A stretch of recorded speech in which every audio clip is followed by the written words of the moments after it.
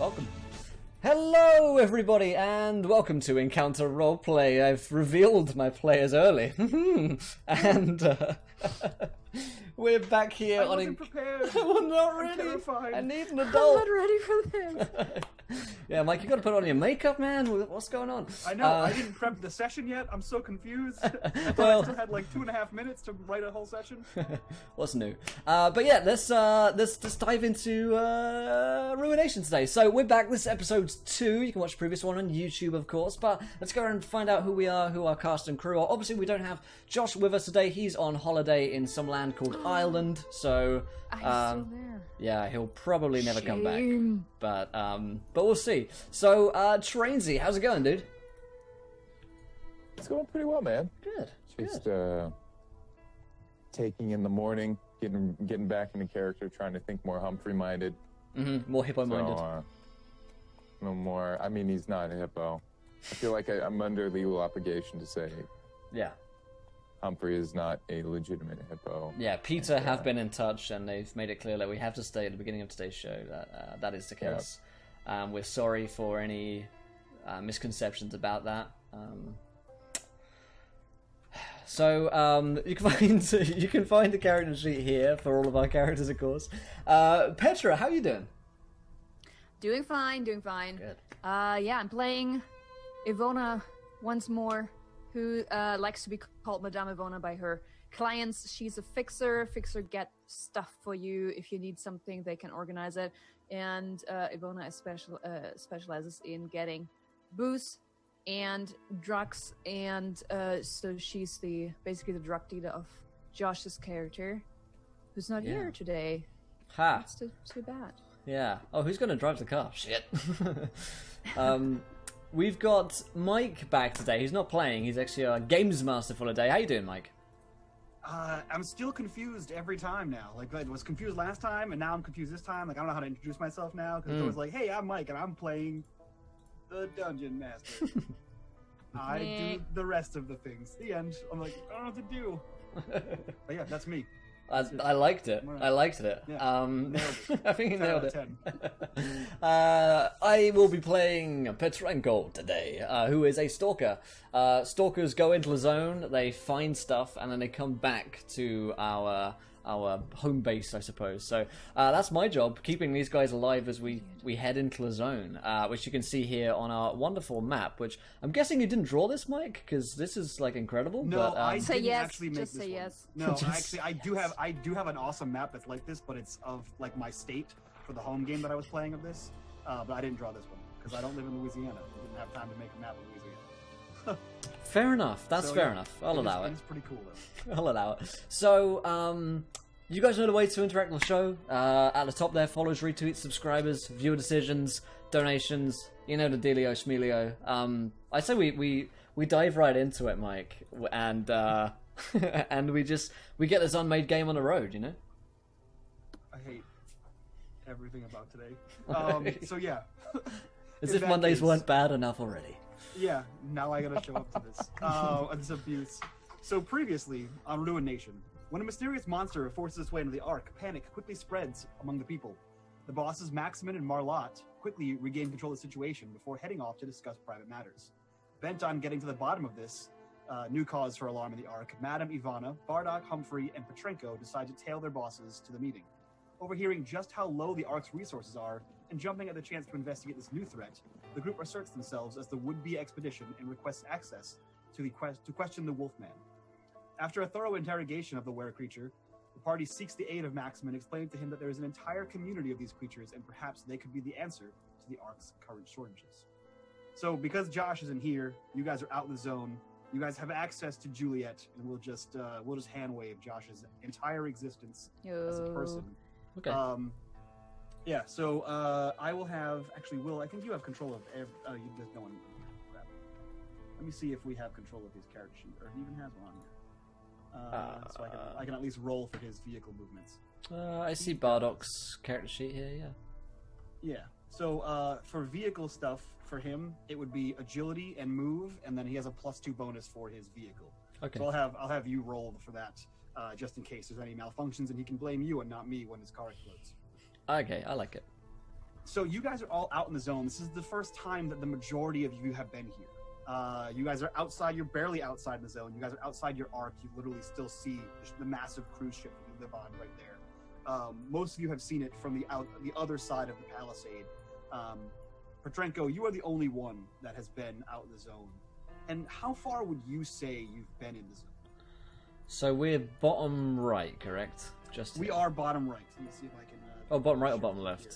Oh yeah, bottom. That's left. I know what directions are. Those are directions. Okay, yeah, so I don't think Petrenko has been far. I see this point where it says, oh, there's a spiky thing here, which might mean something, and also zone ghouls. I'd imagine that, you know, I haven't been any more than a few, if these squares, we might refer to them as like clicks. Petrenko probably hasn't been any more than a few clicks outside of the arc. Okay, yeah, these are... I don't speak kilometers. They are 1 mile by 1 mile squares. One square mile. And you would know that these spiky things you saw there are called swimming bombs. That's what you stalkers have named them. They are these large, most often round, spiky protrusions that just sort of bob and float through this muck and mire of this river. Where you guys are, where the arc is, it's more marshland, and the boat is sort of scuttled there. So they don't ever travel that far, but you know that crossing that river is a very difficult point. So you know that there are several bridges on, if you look on your map, there's actually lettering and numbering, I think. Yes. There's a bridge here, what the heck was it? At Q7, or Q8. There's another bridge here at 09. And there are other bridges here at M and L14. Okay. Right in these two areas. So you would know that to get to the majority of the northern hemisphere of the zone, you'd have to cross one of these bridges. And your barely conscious companion, Callisto, that you have sort of just stuffed on top of laps into the back of this 4-person vehicle in which 5 of you are crammed into, he tells you, the animals, we live north of here. There's the ruins of a city. We have two conjoining towers. I don't know much better directions than that. I know that we crossed the bridges to get here. If you've been to the city, you can't help but notice we have the 2 largest towers there. Oh, could you sniff them out or something?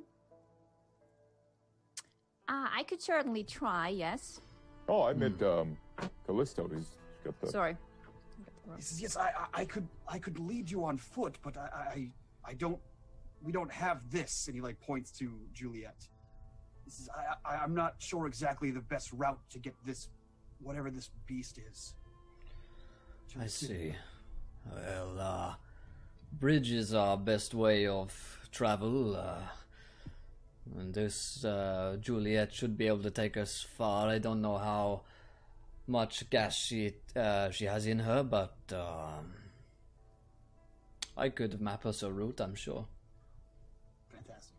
So mechanically, you guys know that much like the food and water that you guys have to drink, Juliet must have 1 bottle of booze every day to maintain her momentum, her forward momentum. It works just the same as you guys need 1 food and 1 grub. Oh, sorry, 1 grub and 1 water every day to be able to maintain your life. So yeah, do you guys just hop in this vehicle and the pretend Josh will take you out into the zone? I guess also Ivona would ask, so Mr. Wolf, how far do you think we can get to your towers before we should stop?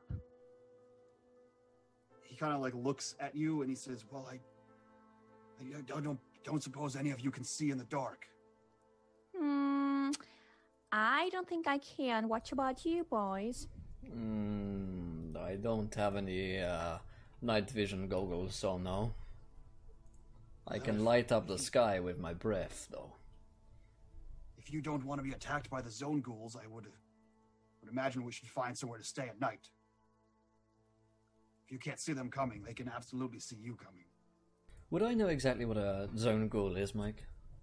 You would. You as a stalker would know the best of what a zone ghoul was, and it's like a boogeyman.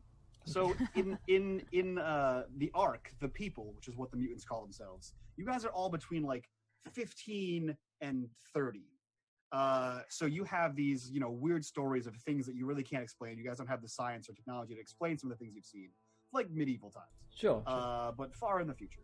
Like the opposite of medieval times. And you would know that the zone ghouls they're most commonly nocturnal. They are hyper aggressive. They've been known to take down groups of stalkers, full expeditions with like half the men, and they are like just ravage scavengers. Okay. Yeah. I'll share that information with the party if they, not sure how aware Humphrey or Ivona are. And I say, he's right. We do not want to get caught out late. The ghouls, No, we do not. destroy us. I've had many a friend, a comrade fall to these creatures. They are not worth even considering staying out late with. I can perhaps find us a path. That is my job as a stalker. Although I doubt we will find anything near as safe as the Ark. Is the water particularly radiated? The water is particularly radiated. So everything is pretty much safe to assume that there is some level of radiation everywhere. The biggest problem with the water is that there are creatures that live in it, that like to feed on other creatures that don't live in it. So there are things like zone leeches, which are massive slug-like leeches that affix themselves to your bodies and do just what leeches do, but just more terribly. There are these strange fish-like monstrosities that range in size, that swim in the ocean, that swim in the rivers, and you've heard tales that deeper out into the ocean, there's even larger creatures that have been known to come inland. Monstrous sharks. We do not want to venture into the waters. The riverbanks are dangerous. All was just- right. Don't forget I have a really good smell, so if needed be, I can sniff out something, or at least try to. That works. So real quick, Will, give me a move check for Juliet.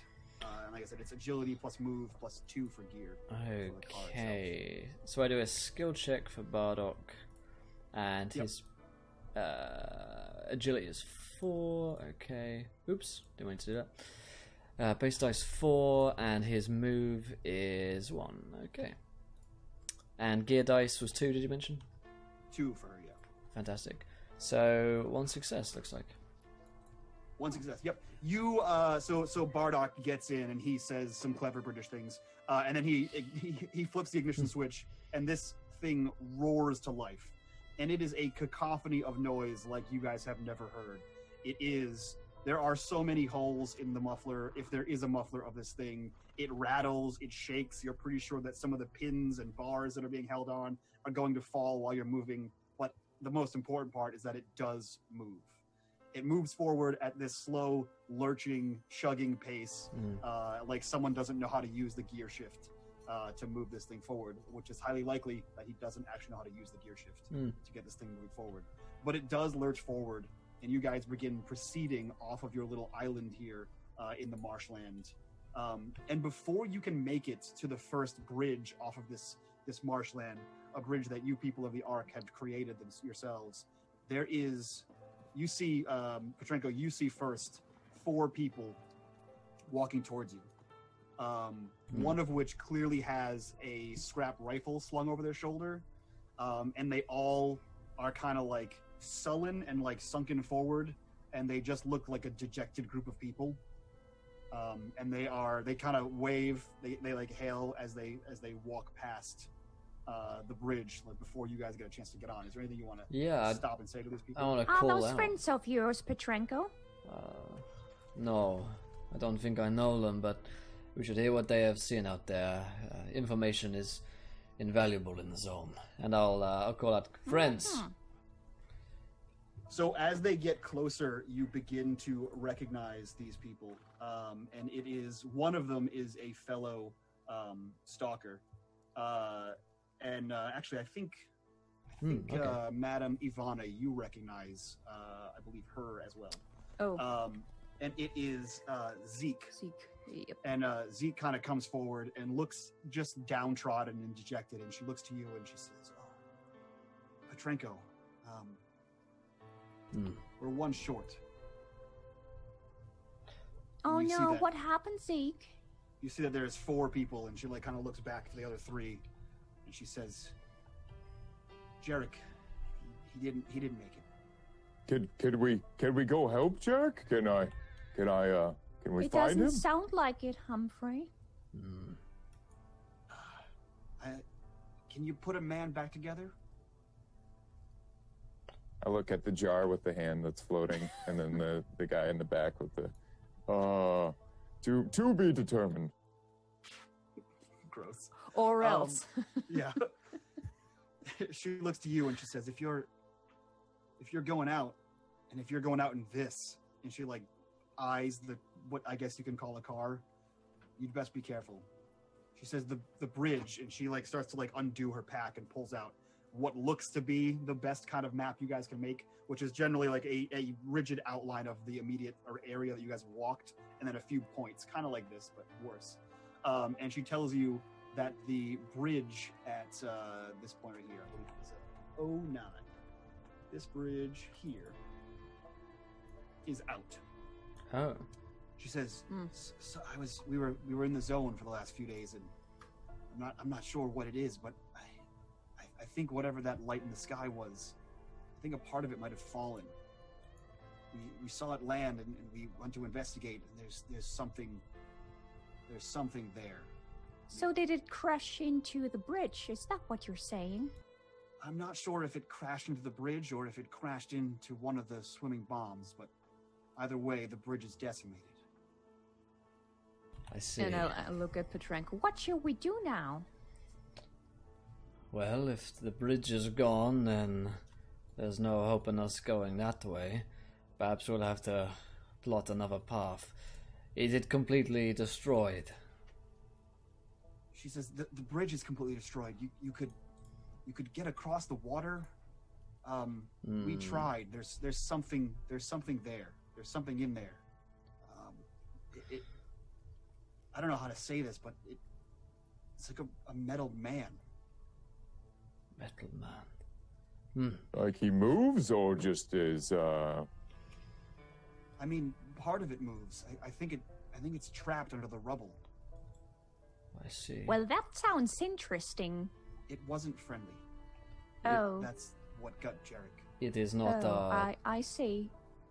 I say, I mourn the loss of Brother Jarek, but it is not our task. The water is very dangerous. Perhaps we can plot another route. Do you know of a way? Yeah, there's another bridge further to the east. I think I'm going to talk to Maxim, and I want to get another party back out there. We need to recover Jarek, and I think whatever this metal man is, if we can take it, we can use it. It moves. It has whirring gears. It had an eye that shot a light out of it. I think it can be used in the Ark. I think it can help improve our lives. But the 4 of us, we can't take it alone. Our task is food and water. On our way back, if we can take a look at it, we might, but best assemble a task force for that expedition, my friend. Yes, we will take your route and mourn the loss of Brother Jarek. What's religion like in the zone, by the way, Mike? I feel like it'd be highly religious. So there are a few different like sects of religions or cults. The prime religion is the Dawners is a common name for them. Okay. Issuers of the New Dawn. They go by different names, but Dawn is always in that, no matter how it is. And the Dawners are what the people who fall under the Elder have started to call themselves. You know, the Elder is an ancient who is living on your Ark. The Dawners believe that it is the people's job, the mutants' job, to issue in a new dawn. And what they do is they issue out decrees and expeditions like this one that's returning to find artifacts that can improve the livelihood of the Ark and then slowly rebuild the Ark into a society that once was before the apocalypse happened. In Okay. your Ark specifically, there is another budding sect that is coming out of nowhere, and those are called the Sentinels of the Apocalypse, which basically believe the opposite. They believe that the mutants are not to issue in a new society of all this technology that was held high before the collapse happened, but to just live in this existence and make your existence as okay as possible, because they believe that it was the hubris of the ancients that Okay, brought the apocalypse down. having played Yano Lich, I will go with an anti-mutant religious stance. So, so Petrenko will say, "It is a shame that he will never see his dawn again, but this is a way of the apocalypse." So are you a pro-Donner, or are you a pro-Sentinel of the Apocalypse? Pro Sentinel, yeah, and I'll say Okay. some You mumbo think- jumbo you think about this existence is fine. some mumbo jumbo about the way of Lazone and his Sentinels now watching over him, something like that. Nice. I like it. I can dig it. Yeah, so she just kind of like slowly nods to you and she says, yes, it's every one of us has our own time. It's just a shame that he went in so many pieces. And then she like rolls up the map thing and like stuffs it in like a tube and then sort of slings that back on the other side of her rifle. And then she like pats you on the shoulder and she says, good luck. I must warn you, I've also heard that the Hell Drivers are back. I'm not sure what their numbers are, but as far as I know, they are back. And this is a rival gang. What or are those? something. You would know that the Hell Drivers are everything that Bardock wishes he could be. Oh dear. The Hell Drivers were driven back a few years ago. Think Fury Road. Okay, yeah. Those guys are the Hell Drivers. Yeah. They were a large mass of them. Before you guys managed to drive them away, they attacked the Ark, you drove them away, and they might be back. Okay. So I will say I will keep an eye out, and I'll strangely give her like a hug, I guess, for the loss of her friend. I guess in Stalker Society, and feel free to correct me, it feels like we actually have lost an actual brother. Yeah, it definitely does. Especially like with the Ark is so small. So there's small. maybe 150 people on there, so Yeah. you guys kind of are acquainted with everybody. So the loss of one means like depending on what his job was, now someone else has to possibly fill that role, or you just are inept in that role. Yeah. Okay. Yeah, so she kind of accepts it, and you feel like a pat on your lower back, and then the hug breaks, and she just looks back to the other three, and she just motions forward, and they all kind of like split around your vehicle. Yeah. And begin moving back towards the Ark. So you know that there are two other bridges, like I said, M and L, 14 and 15 on the map there. So is that the route you're going to go through, or are you going to try to cross at the broken bridge? I think Petrenko's recommendation is to not go to the broken bridge with the robot or the metal man, which killed Jarek. And I say, if that thing couldn't be stopped by 5 stalkers, there's no way in hell we're going to stop it. Even if it is trapped, I would rather face the Hell Drivers than face an unknown entity. Yeah. Okay. So the way the mechanics work for traveling the zone, every sector, which is one of these grids, takes 4 hours. With a vehicle, it takes 2 hours. It halves the time. And as a stalker, you can roll, I believe, know the zone or find the path. I think find the path. Find a path. And Yeah. for every extra 6 you get beyond the first one, you can have that time again. So at 2 6s you can have the time, and then at 3 6s you can find water or bullets or grub or whatever that's not contaminated by the rock. Sure. So it's up to you how you want to proceed. But for every hex, and if you want to just run through and not explore any of these sectors, that's completely fine as well. But you won't find any food, water, bullets. So how you move through the zone is entirely up to you guys. So let me know how you want to move through the zone. You have to go from. Well, let's see. I'll move you guys right here, which is where you are. As far as I remember, correct me, Mike, if I'm wrong, the super smell that I have, it also lets me sniff out food and water, not just monsters, right? What is your mutation? To be And I quite will honest, tell I got to you- look up the complete description. You just told me super sense of smell. That's what I wrote down, and then in Tracker. parentheses monsters That's and what it grub. is. Tracker, right? So follow the trail of a person. You can do that. You can sense an enemy sneaking up on you, and you can smell grub in the zone. So the way that works, for anyone that wants to use your mutations, anyone can use them. You have 1 MP mutation point at the beginning of every session. So you guys got a freebie last session. You guys have a free one this session. You have 2 mutation points, which means you can use your Okay. abilities twice. When you use your mutation, you roll a d6, and it determines how good or bad that is afterwards. On a 6, you can double use your mutation essentially, and on a 1, you mutate again, and you gain a new mutation. And your stats get lower, and it's all kinds of crazy hoopla. So you can sniff out food at the cost of a chance to burgeon your mutations. Well, I can guess we can fall back on that skill if we have to. Mhm.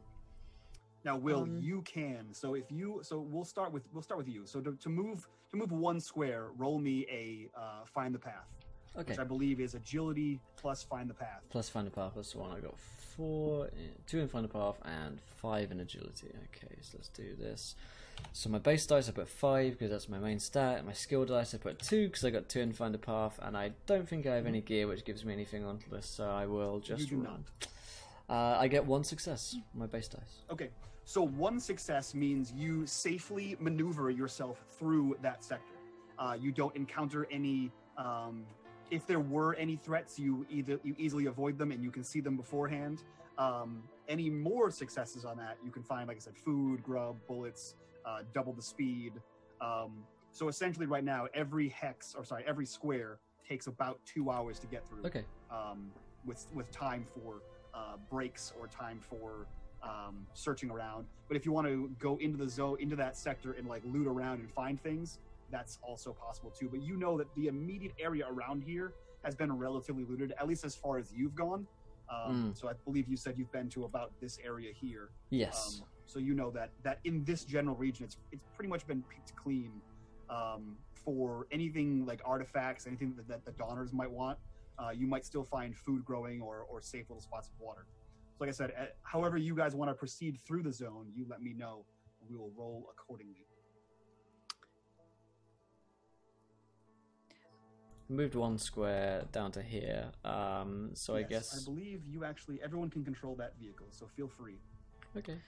So how is Callisto was his name, right? A werewolf. How is he doing? Well, he did get the crap kicked out of him and an arm severed.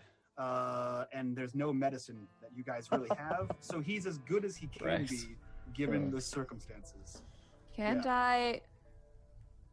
Well, I don't really know if I have any drugs on me. I guess even though I'm a dealer, we never established that. So you can absolutely give him booze, which I believe is your quote unquote drug of choice. But you also know that Juliet requires 1 booze. Yeah, a that's day. true. Yeah, so you can numb his pain with some booze and make him feel great about life. But he seems to be in a good enough condition to take us to our destination, correct? Yeah, he seems to be. Yeah. He's not Good like job. falling out of consciousness. He's not bleeding out. I think, as far as you could tell, they've stopped the bleeding somehow and wrapped his wound in like shitty bandages. I think rusty instead bandages. of giving him booze, Ivona is trying to numb his pain by asking him a lot of annoying questions. Like, Okay. I think you already asked him if he has kids last time. So, Yes. but she would probably ask again if he's married. Do you have kids? Do you have a wife? Do you have a husband? Do you have more than one? No, the pack. The Just pack imagine is- her asking a little bit higher. Yeah. So, do you have kids? with, like, a And head turn. do you have a wife or more than one, or a husband, or do you have like do you live in a pack? How does it work, Callisto? And he continues to try to like no we and then the pack but I was trying to answer the first question. He's like waving his knob at you, and then the apes they do and then the reptiles they have the other thing. And I one would of assume them at is some point he gets in between, and then she's like doing like this and looking really expectantly, and like a little girl waiting for a story. Yeah, and he just continues to try to answer your questions, but you excitedly keep asking new questions over the top of your old questions. And you hear this all, Petrenko. I assume you're riding shotgun on this thing. Yeah. You hear this incessant babble happening. I think, Petrenko is constantly scanning the horizon. He's probably got his scrap rifle and the kind of scope, and he's just scouring the horizon at all times, just like he's just a wall of solitude. He's in his happy place right now. He's not listening. He's just trying to block it all out over the sound of the engine, and I'm sure the music that is blaring around, which he insists on being turned off at all times. Yeah.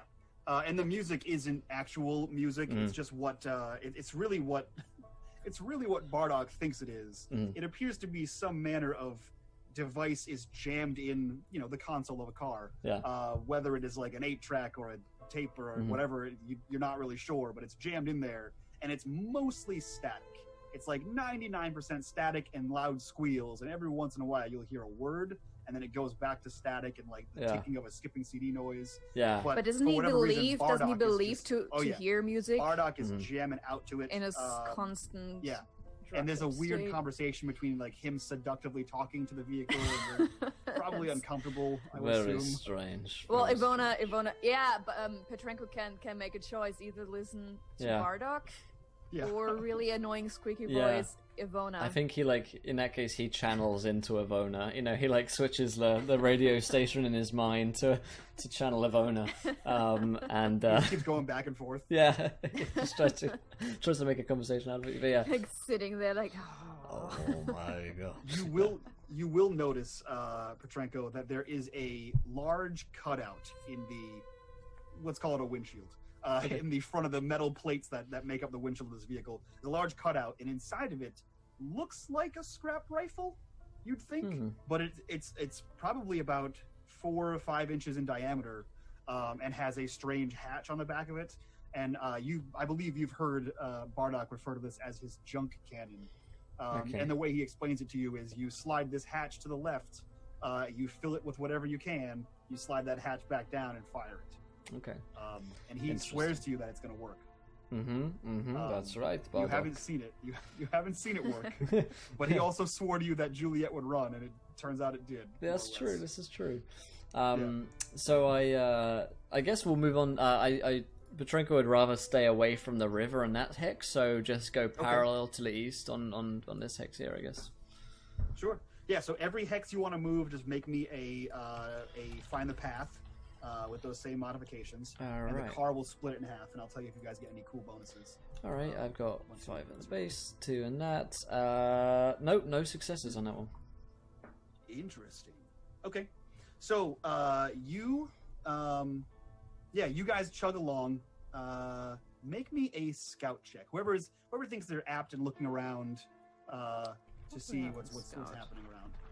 I have nothing in scout. I have nothing in scout either. So. What is that? That's wits. Although I have my wits, isn't too I believe bad. It should be wits plus scout. I got 4 in wits. I have some wits. Yeah, as a same base. here. Yeah, you can roll. Anyone can roll any ability. Okay, let's try that. So it's just gonna be a 4. 4 for the base dice and nothing else. Let's see what's happening. Oh. There we go. Nice, good job. Yeah. So is that a nothing for you, Will, and then a 2 for Trainsy? I wasn't gonna roll, but I can do if you want me to. Yeah, you can if you want to. Alright, sure. It's flat, so nope, nothing. Okay. So you are just paying attention, and you're like looking at the ground. You're trying to navigate around these marshlands and these divots in the road, because you've walked through this path, but you don't know anyone that's driven a car through this path. Right. So you're trying your best to navigate Bardock through this rough terrain, these rocks, these boulders, this like divots in whether it's just straight water. The rest of you, I think probably Humphrey, with your new strange spotted skin, you feel a tingle and like a raise in the hair on your arms and neck, and you feel like there's like some kind of electricity in the air around you, and as you're I assume trying to ignore both the noise and the Madame Ivona, you're looking out the sheet metal in this window, and you see these strange like globules floating in the air, like a swarm of them. Like it looks just like little goo blobs flying in the air, just slowly drifting lazily. That's what you notice, and you feel the hair on your arm start to raise. Are they like swampish or disease-like, or No, they're like this translucent, like bluish, pinkish, purple. They're just kind of like floating around in there, just seeming to be ignoring you entirely. You guys aren't going towards them, you're sort of going by them, but they haven't moved in your direction, if they even move in a direction at all. They just seem to be hovering and just sort of like gesticulating in the air.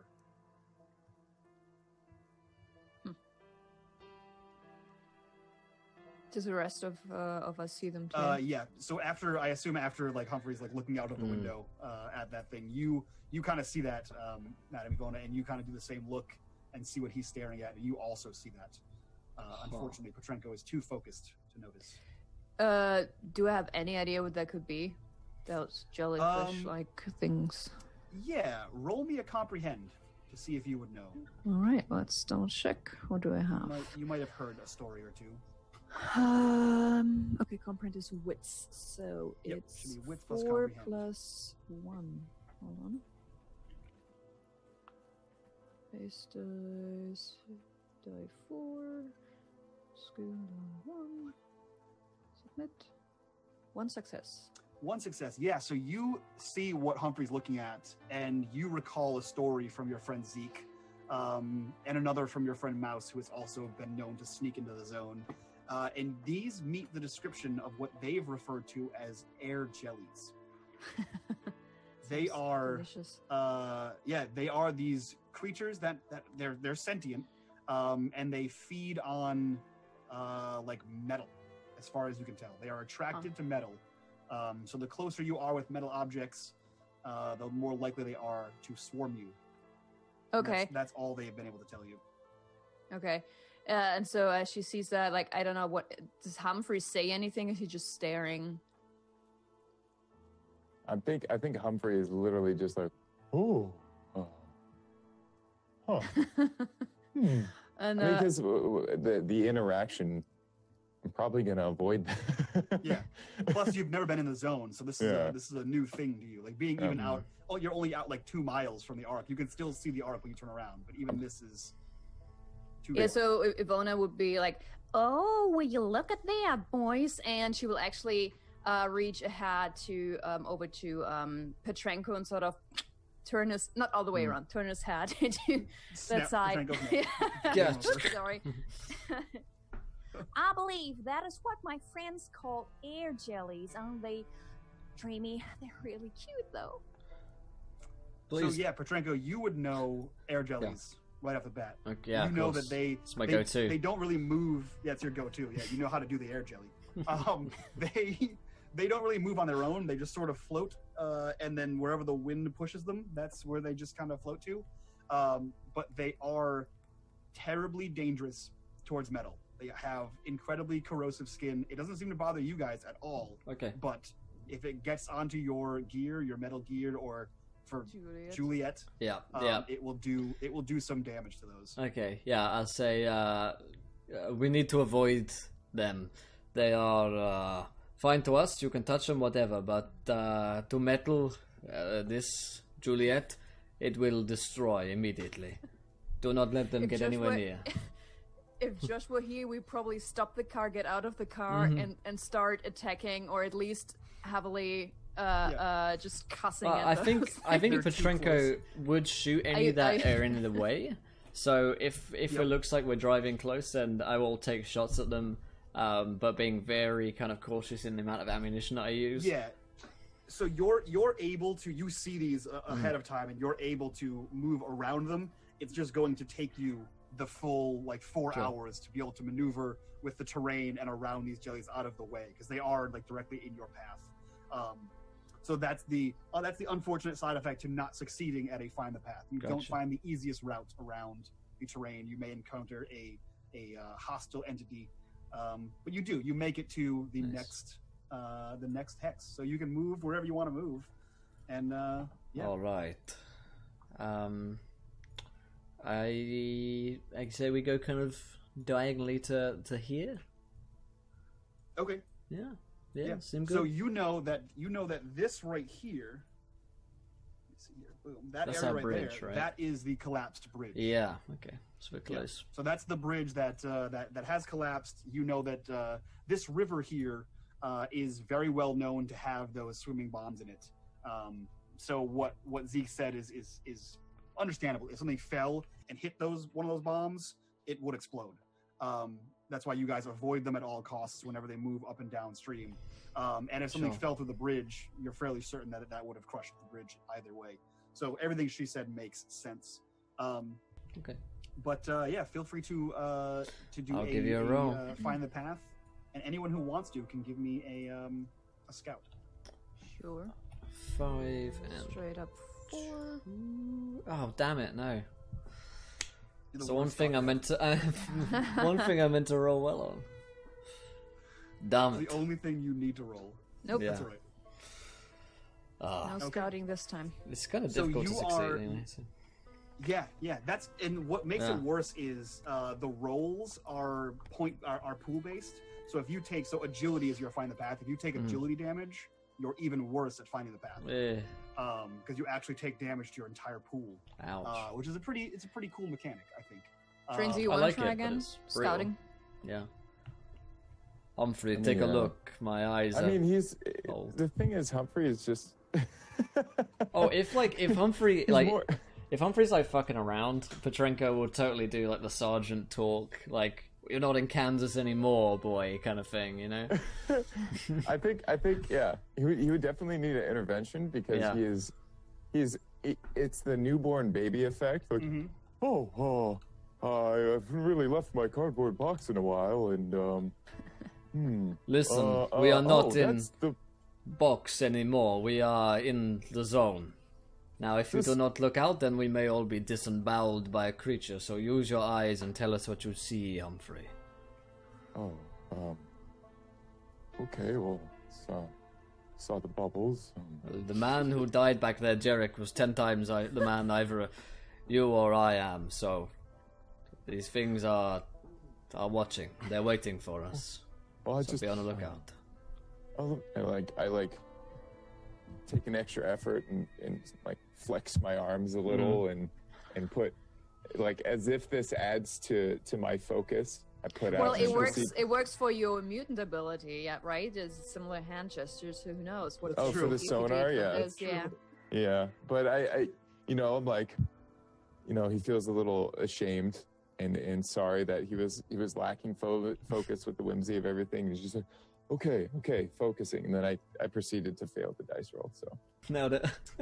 I think I obscured the vision for what I was supposed to be perceiving. Yeah. Just you went too small with the binoculars.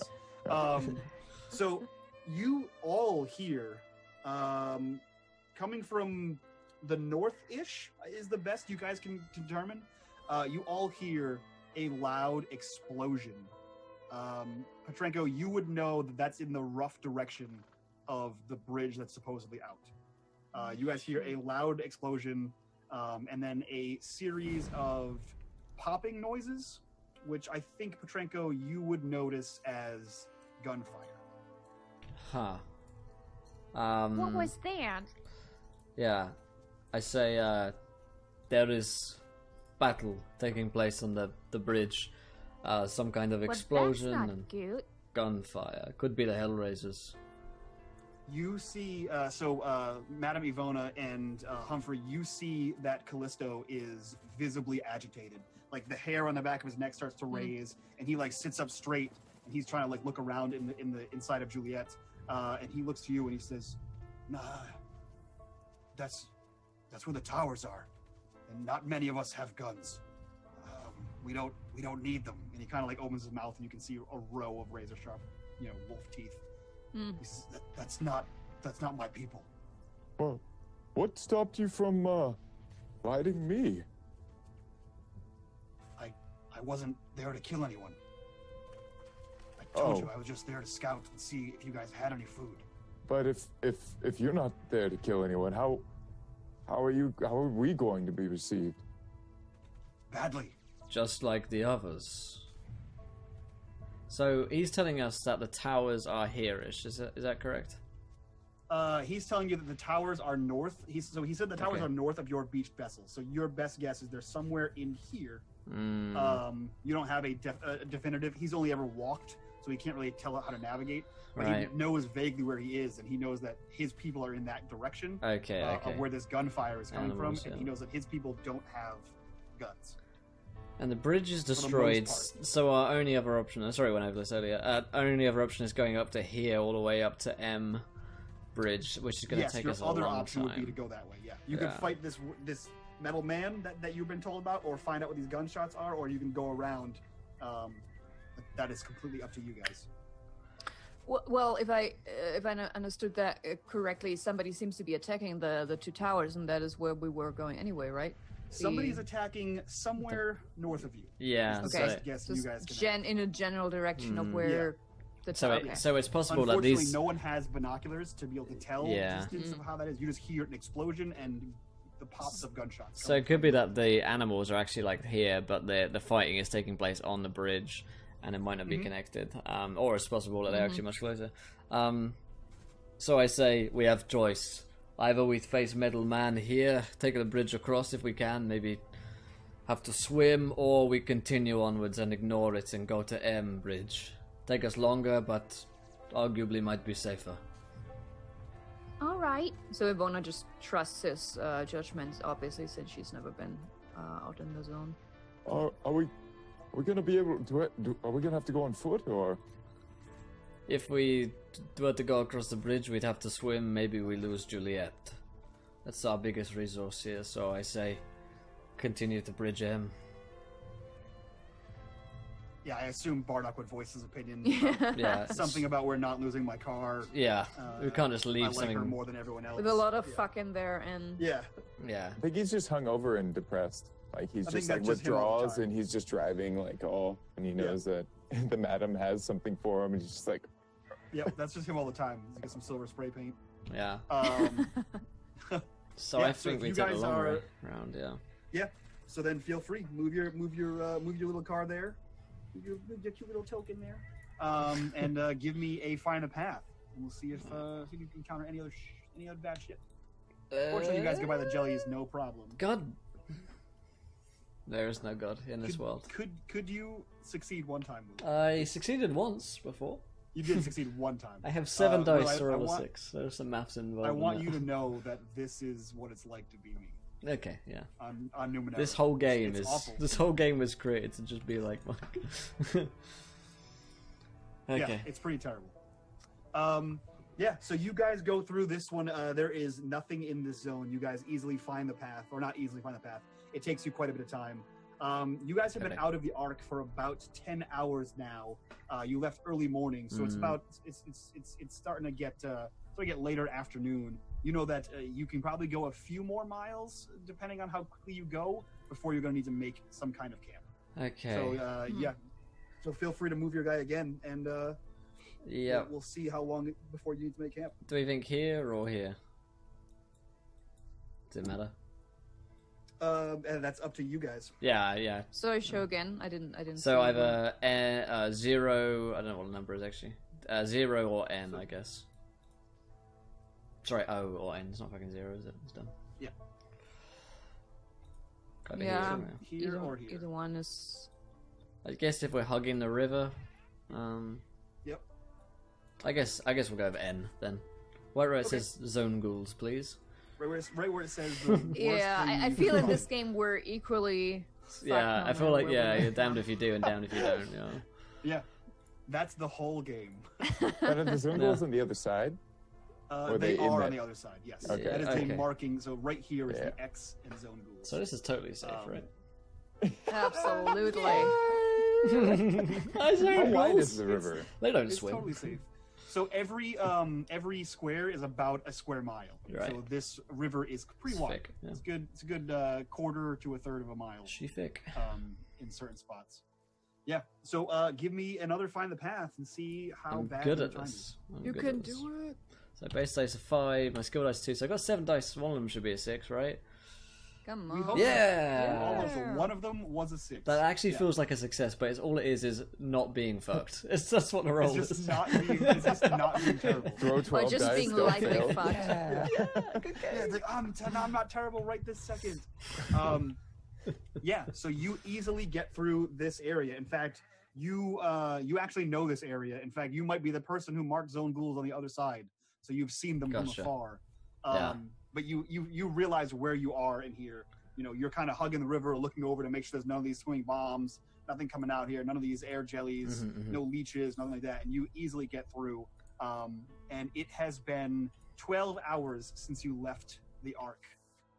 You left the Ark in the morning. I don't think you guys really have a way to tell time. You just kind of know how long you've been gone from places. So whenever you want to take a break and rest the night, you are welcome to do so. Like I said, you know that there are nocturnal creatures. Most stalkers know that it's not safe to travel the zone at night. And you kind of have to hunker down and find shelter. You're fairly certain that Juliet might provide shelter, but you've never had a car to know. We go to we go onto a different random encounter table if we travel at night, so let's not do that. Yep. So yeah, I think Petrenko says, we know this area is safe, perhaps we rest here and use Juliet as cover for the night. Might not be the most comfortable, but... How's Callisto doing? Did he calm down? Or is he still... He's visibly agitated, especially that you didn't find out what was going on with those noises, because he had the same thought you did, that someone was attacking his people, because his people don't have guns. But he has, like, the hair on his neck has sort of flattened down. He's just, like, nervously looking back and forth. And anytime you guys stop to, like, search through anything or examine anything, he kind of urges you guys on. We need to move faster. I know that we have a deal, but my people might be in danger. It's more important than whatever deal we have. If there's no one at the tower, I can't guarantee you anything. Well, but Petrenko said it's dangerous to travel during the night. Yes. And we can't see in the dark. We are not animals like you. You may be able to travel the zone freely, but a stalker died today. Night is the most dangerous time. I say we stay. What if I go ahead? What if I lead? You will die. No, I think Callisto has good intention. I mean, just stick with us. We can use your eyes and, but you gotta stay with us. Because if you want to survive, then we survive too, right? Roll me manipulate. That is a manipulate that ends in right? Yeah. Manipulate. Or else. That is Humphrey's attempt at manipulate, if I've ever heard Humphrey attempt to manipulate somebody. Better than his intimidate. That much is true. Hey! You did. He calms down and he says, yes, I forgot my place. There's many more of us at the towers. There was only a few gunshots. They must be fine. They must be fine. You're right. Also, sort of calms down. If you walk outdoor, I will shoot you. I mean, that's not necessary. He said he'd help us. He kind of looks nervously towards you, and he says, "Yeah, that's fair. You know what? I'll stay." We should hurry tomorrow. He does have a point. What if we get there and his people are all dead? Then there's nothing that we can get from them. But they've survived for how long? My people, they've survived for years out here. I don't think they would just up and vanish. Fortifications are strong. They have numbers. I'm sure that they will be able to defend themselves. If they are all dead, then, well, we have nothing less than we already did. I hope so. Thank you. He kind of looks at his hand in a jar, and then looks at Petrenko, and sort of tries to settle into the backseat of the vehicle. Yeah, Petrenko's... I'll take first watch. Ivona pats his arm, so she feels bad for him. She just like the lady. She just like pats him. I dig it. Yeah, so if you guys want to set up watches, that's absolutely fine. You guys can do that. And then on whatever watch you decide, just roll a scout on your watch. and we'll see if anything happens to you guys. I'm so Anything bad at Scout. unfortunate. This game is so much harder than D&D. Yeah, right? Roll a perception check. Oh, at least 12's okay, at least. Okay. Are there like weird bugs in the night as well, Mike, or is it just completely silent? Yeah. There are weird bugs in the night. There's a weird everything, Will. How about that? There is something strange for everything you can think of. There are some weird things. There's weird plants. There's weird flowers. There's weird trees. There's weird bugs. I get it. Absolutely I get it. Weird things. Scout is 0. It's a 0. Yeah, no surprise. Okay. Yeah. You don't notice anything happening in your vicinity. You kind of you're paying attention. You know, you have what do you have? A scrap rifle, I assume. Yeah, scrap rifle. Yeah, you have your rifle ready to go. Bardock showed you how to maneuver the scrap cannon just in case. There's no lights, no functional lights on Juliet, but you know, you kind of just are trained to look around for anything approaching the camp Nice. in a short distance. That's, Yeah, your watch goes pretty uneventful. That's great. That's 20 retweets as well, Mike. If you want to have a field decision. I don't. Okay. I do. You know what? Let's do. Let's frame this. What's stalking the mountain zone? Oh. What hunts the hunters? Who watches the Watchmen? Guys? Wait, Jack.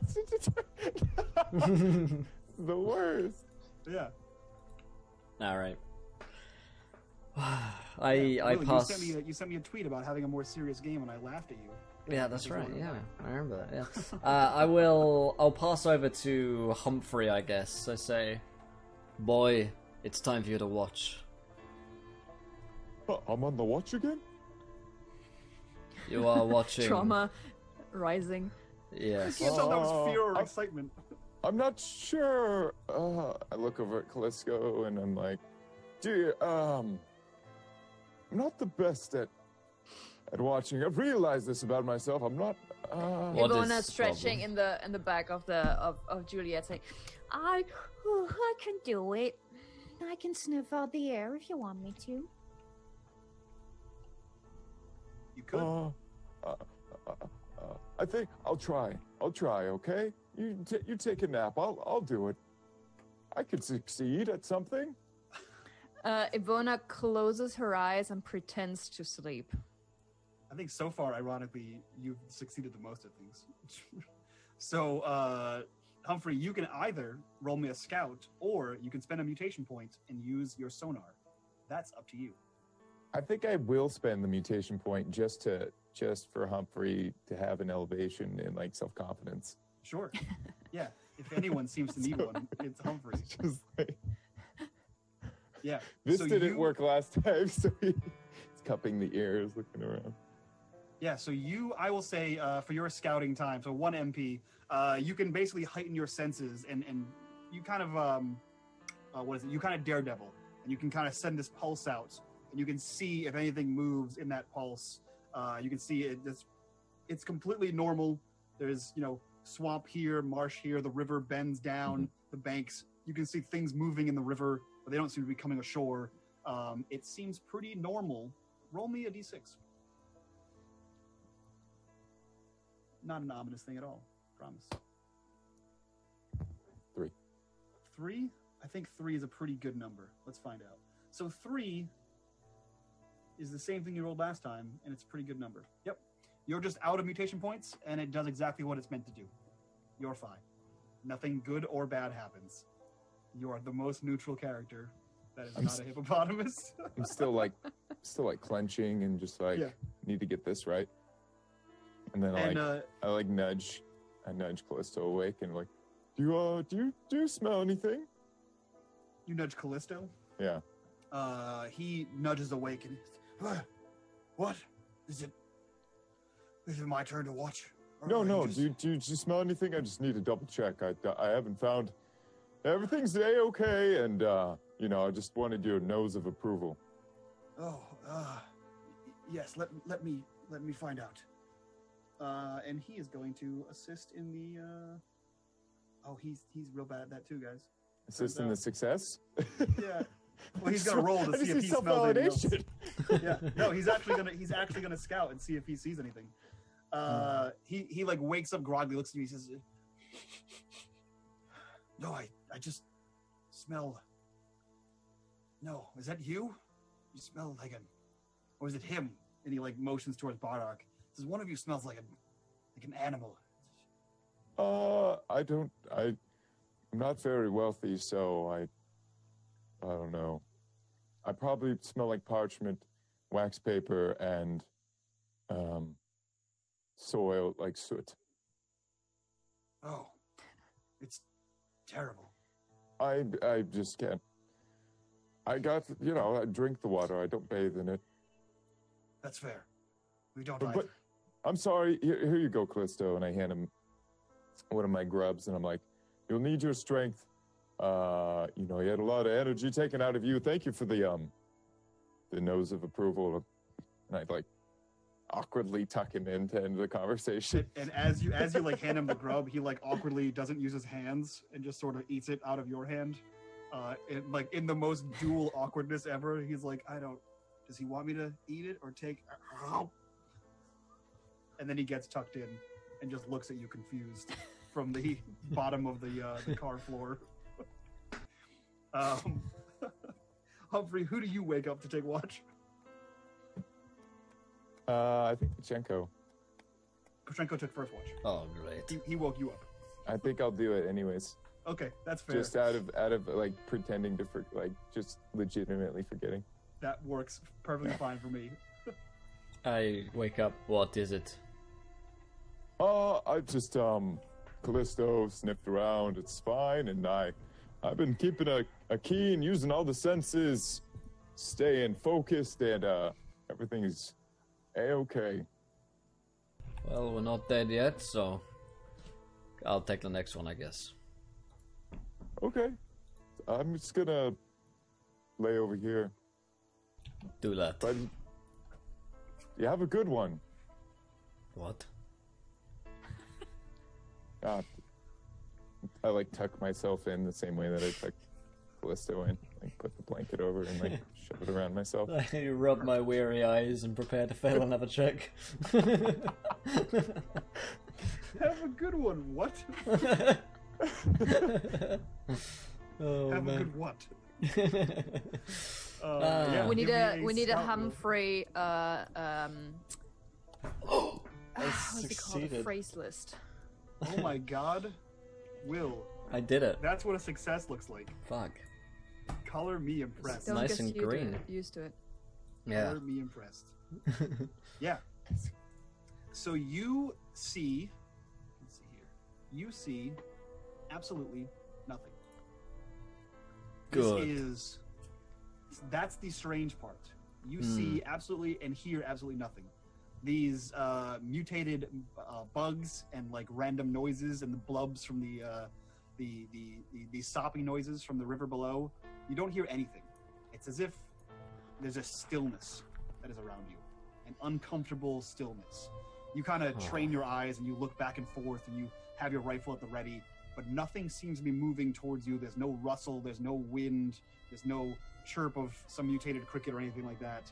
It's just a very uncomfortable stillness that sort of makes it hard to go back to sleep. Huh. And what time is it at this point? Well, it depends. How many watches do you guys want to have and for how many hours?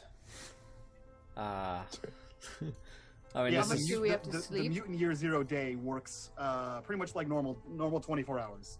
So there are, So this is watch roughly number... half the time is daytime. This is watch number This is 4? watch number 3. 3, okay. 3. So I guess we have one more, so...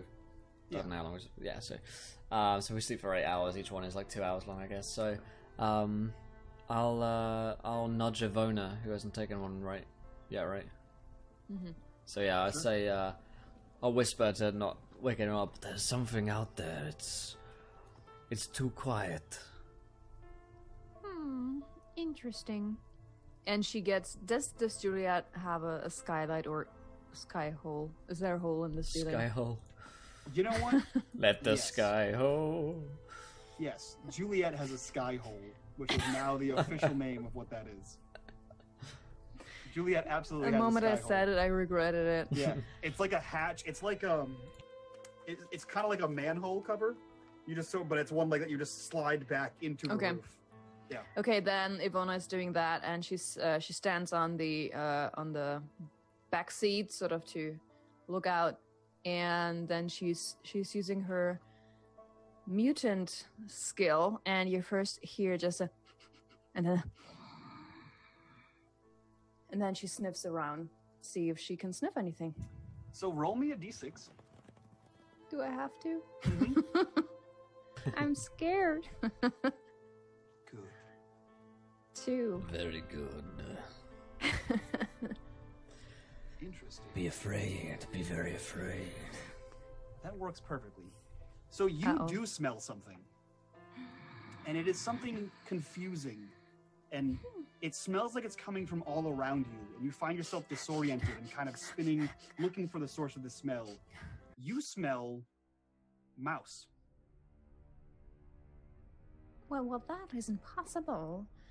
I don't understand.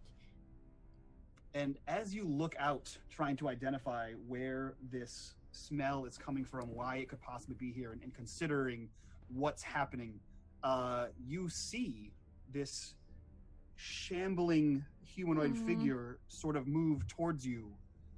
And as it gets into your sight range, it looks like Mouse.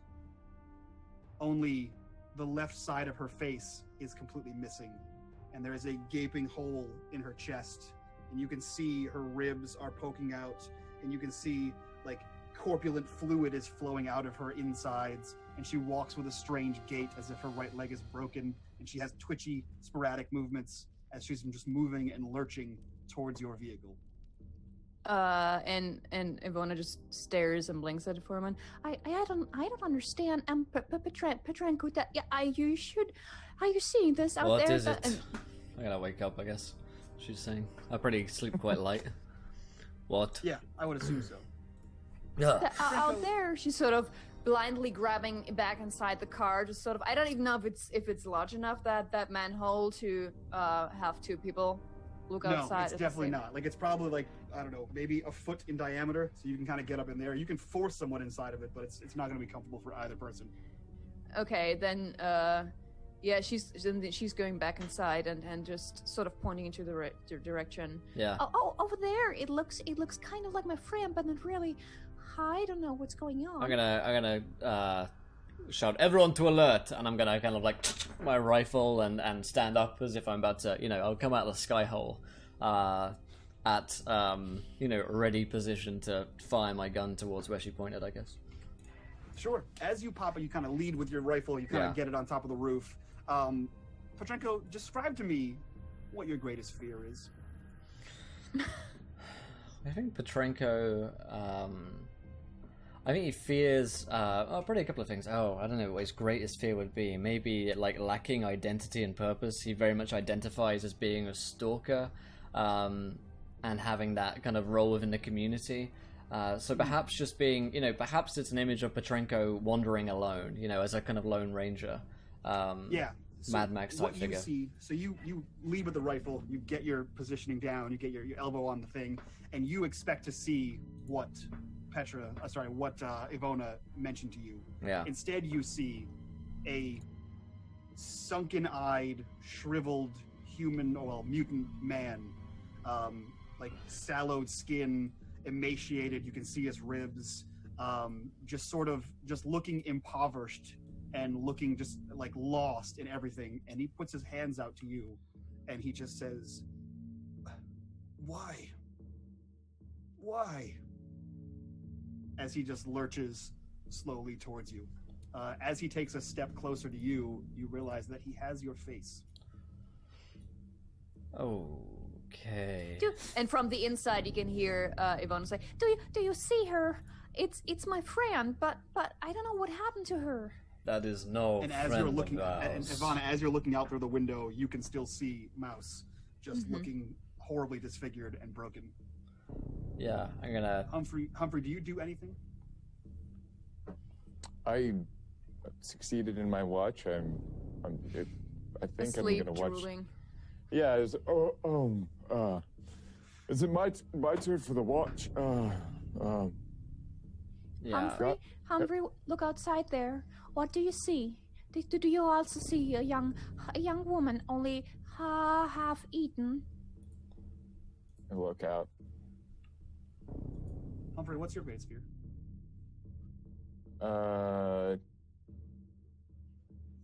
Mass extinction of creatures in the world. Of hippopotamuses, to be specific. Poaching is your greatest fear. Yeah, poaching. Poaching. God Like of the majestic creatures that exist that aren't mutated and horrifying, So like you those see- being poached.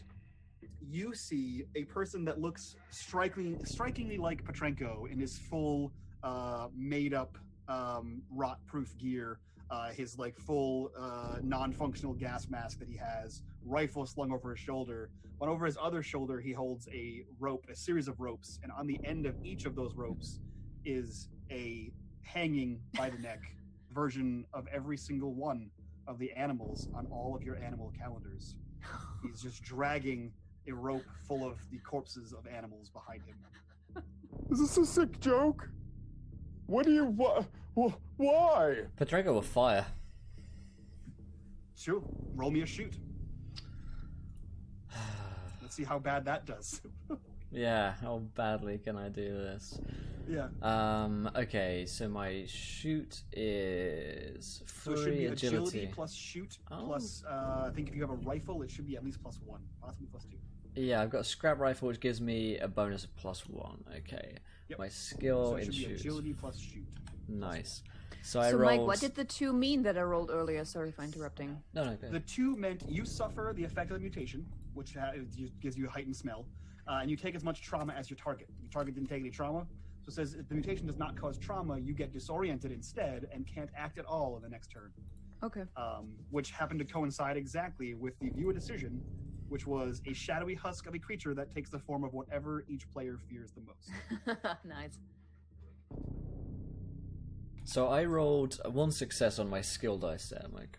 Despite the fact One I rolled success, you 8 or shoot 9 this dice. Nice. So many dice to get 1 6. Yeah, you fire your scrap rifle. Make sure to mark off 1 bullet used, and tell me how much damage it does to whatever this thing is. It deals. A scrap rifle does 1 damage, I think. 1 damage. Sure. I can look that up in a second. That's what I marked down here on my I- sheet. I- so. Yeah, then if that's what it says, then that is exactly what it does. Yeah, you I fire see. into this thing, and it like lurches back. It makes contact. There is a jerk to this thing. It was shot, but it still continues to just slowly, well, for you, it's slowly just emaciated body looks down at the bullet, and it looks back to you and says, "Why would you do this to us?" Of course, As in he- whatever Russian accent you use. Yeah. What's he As doing? as he shoots it, he would hear Ivona screeching from the inside, like, "Why would you do that? Stop it!" So as the guy is carrying the animals and gets shot, what happens to the animals? He is still carrying them. You see him get shot in like the left shoulder, and he like goes back, and like his rifle kind of slips to the side, and then he jerks the animal things harder onto his shoulder and slowly lurches more towards you, and you can see them all like bobbing and flailing on this. I know exactly what you're trying to do, Trainty, and you're not sabotaging me in this. Not in this game. Yeah, in fact, take my gun and Humphrey, shoot. if you want, roll me a scout. There, Humphrey.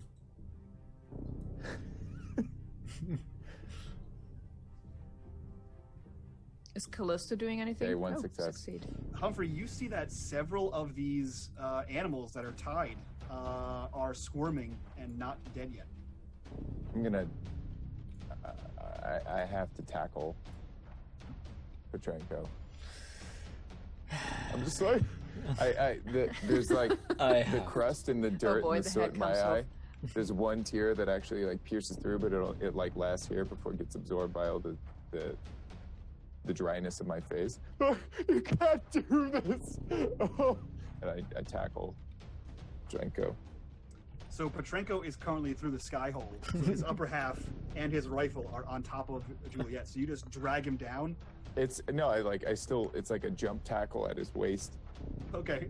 So like if we land into like the ladder or something, it's just pure passion. It's a big ass, lanky, muscular dude that's just I dig must stop. Don't hurt I the. dig it.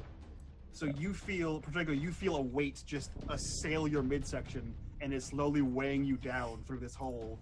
You kind of like jerk, and your rifle kind of goes high. What do you want to do? Since Madame Gona cannot act. Draws his pistol and shoots this guy in the head. No, he'll there'll be a knee connecting with a nose very swiftly, or maybe the butt of my rifle connecting with the face of Humphrey. Get off me! It's a creature. Whether or not Petrenko knows this is real or not, he certainly has had bad dreams out here on his own. So, sure. And fortunately for everyone involved, Mutant Year Zero is a PvP-friendly game, so roll me a fight. Hey.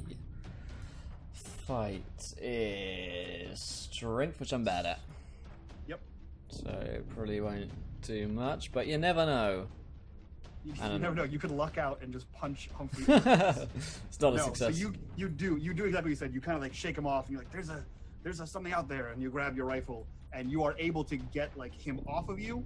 You don't do any damage to him, but you are able to like get back up to the sky hole and ready your rifle if you want to take another shot at this guy. Yeah, it will take another shot. Sure. Give me a shoot.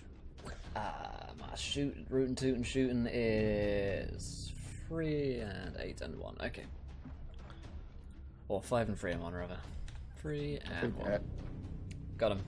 Success. Yeah, you fire another one, and you just see him. You see like his arms flail. Well, you see your arms flail back, and he looks down at both holes, and there's like this ichor just sort of oozing out of both of these holes, and he just looks to you, and he continues to lurch forward, and he says, "Why do you do this to us?" And he like reaches out with his hands as if he's like going to grab you. Yeah. Off of the top of this vehicle. Shoot the creature! At this point, Ivona, you can react now. What do you want to do? It looks like your friend Petrenko is shooting your friend Mouse in the chest. Granted, Mouse has a gaping hole in her chest, and half of her face is gone. Yeah, I guess at that point, she would have calmed down a little. Yep. And she, I can't get. So Petrenko is still standing up, sort of still peeking out of the sky hole. So I can't join him there. Does it mean I have to open a door if I want to attack it? If I want to shoot it? If you want to get out, if you want to attack this thing, you can either shoot through Juliet, or you can open the door and shoot out of Juliet. Yeah, I would do that. I would sort of stay inside, but open the door, and she would probably first call out to it, like, Mouse, is that you? And probably not get any answers. You would see it like twitch and like sort of like do that ring movement where it like kind of like lazily like lobs its head and like tweaks, and then it lurches towards you. You saw it originally like leaning up towards Petrenko, and now it comes down towards the door that you just opened. Okay, then she would shoot at it. Sure. Roll me a shoot with your little scrap derringer. So shoot is agility plus shoot plus 1 for your derringer. Okay, hold on. So agility is 3. In the last minute, I decided to not put any points on shoot, so that's gonna be fun. Okay, so 3 for agility, and then nothing for the skill dice, and then you should 1 for. Yeah, one for your gear bonus. Nope. Okay, so yeah, you see, you get your derringer out there, and you kind of shakily raise your hand and you fire, and it just goes off to the side as this thing that looks just like disgusting mottled flesh-eaten version of your friend is lurching towards the open door and towards you. And Humphrey, as you see her fire on this guy, you're still holding on to Petrenko, and you can see that this looks like Petrenko is coming towards you. In the full same getup, and he has his rifle slung to his shoulder, and he like yanks these animals, and you can hear like yips and yelps as the ones that are still alive get yanked and like choked as they're pulled towards you. I'm gonna like sprint out of the car and try and tug the bag away from him. Okay, so roll me or pull at what would be. Okay, bag. yeah. So roll me a fight, which I think you're pretty good at. Which is funny. Yeah. Roll fight. Hippos are dangerous creatures. We discussed this. Well, you're an enforcer. Yay! Perfect. Yep. You super succeed. So let me see here. You have 3 stunts. Let me pull that up for you so you can see what the hell you can do. Because it's a lot of shit. So with a fight stunt, you can push, pull, or throw objects. So you can absolutely grab this this bag of animals or rope of animals away from this guy, or you can deal extra damage to him, or both, because you have so many goddamn stunts. I'm going to actually take the bag of animals and walk like 10 steps and just try and like release the animals and like inspect them. So as you do, you kind of like you bowl over everyone. And you kind of like on all fours get out of the car. Yeah, Throwing you me get out of the outside. car. You reach for this man. You kind of knock him to the ground, grab this like sack and these ropes, and you start to like tear them away from him. And as you begin to tear them away from him, you see these strands and tendrils that appear to be like running up and down your arms. And as you rip them, it looks like you're ripping vines. And as you pull them off of this Petrenko man, your vision starts to uncloud, and you see that you're holding just a handful of flowery vines that are just everywhere. And as you like turn, you see that there's no man next to you. You're not holding a sack of animals, and there are vines covering Juliet, and there are vines reaching up and covering Petrenko, who has a rifle leveled at you. And there are vines covering the inside of the car where Madame Ivona has a pistol leveled at you. And I'll just simply like, I'll look up and yell, "Oh, we need fire! Fire!" Petrenko, you hear fire, fire. Duh. And Humphrey is attacking the emaciated version of you. Yeah. I couldn't agree more. And I pop off another shot. Are you aiming at Humphrey, or are you aiming at the you? To be clear. I'll aim at me for now. Okay. For now. Sure. Roll me a shoot. Okay, it's 5 and 3 and 1. There we go, 2 success. Bam. Double whammy. So, with your extra shoot, let me double check here what you can do. You can do more damage. You can pin down your enemy with your gunfire.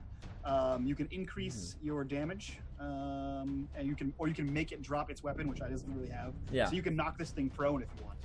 I think I'll just do extra damage to it. So that'd be 2. Yeah, sure. Absolutely.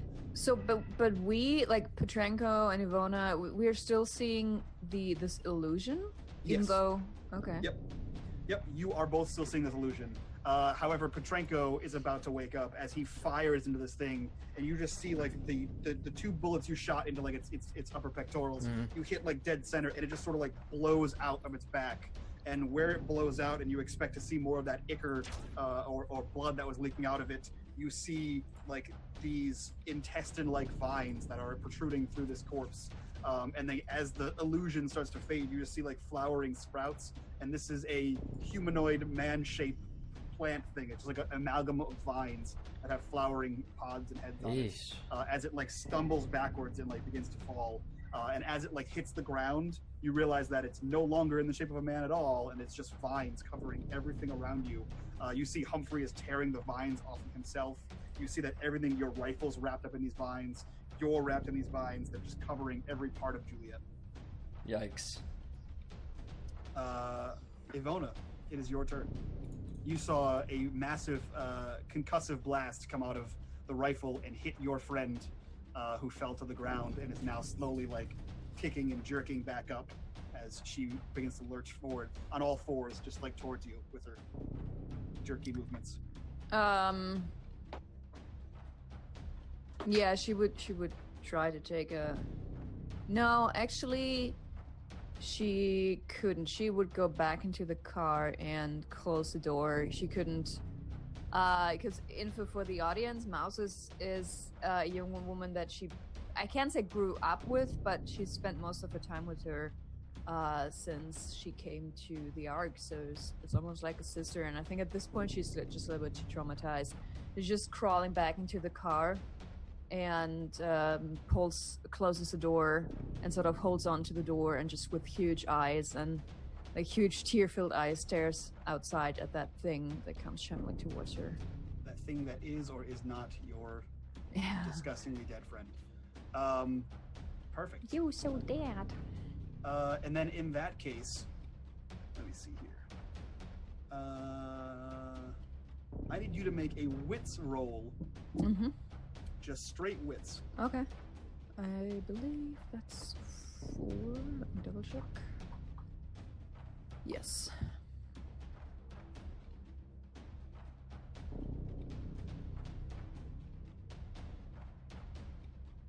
Nope.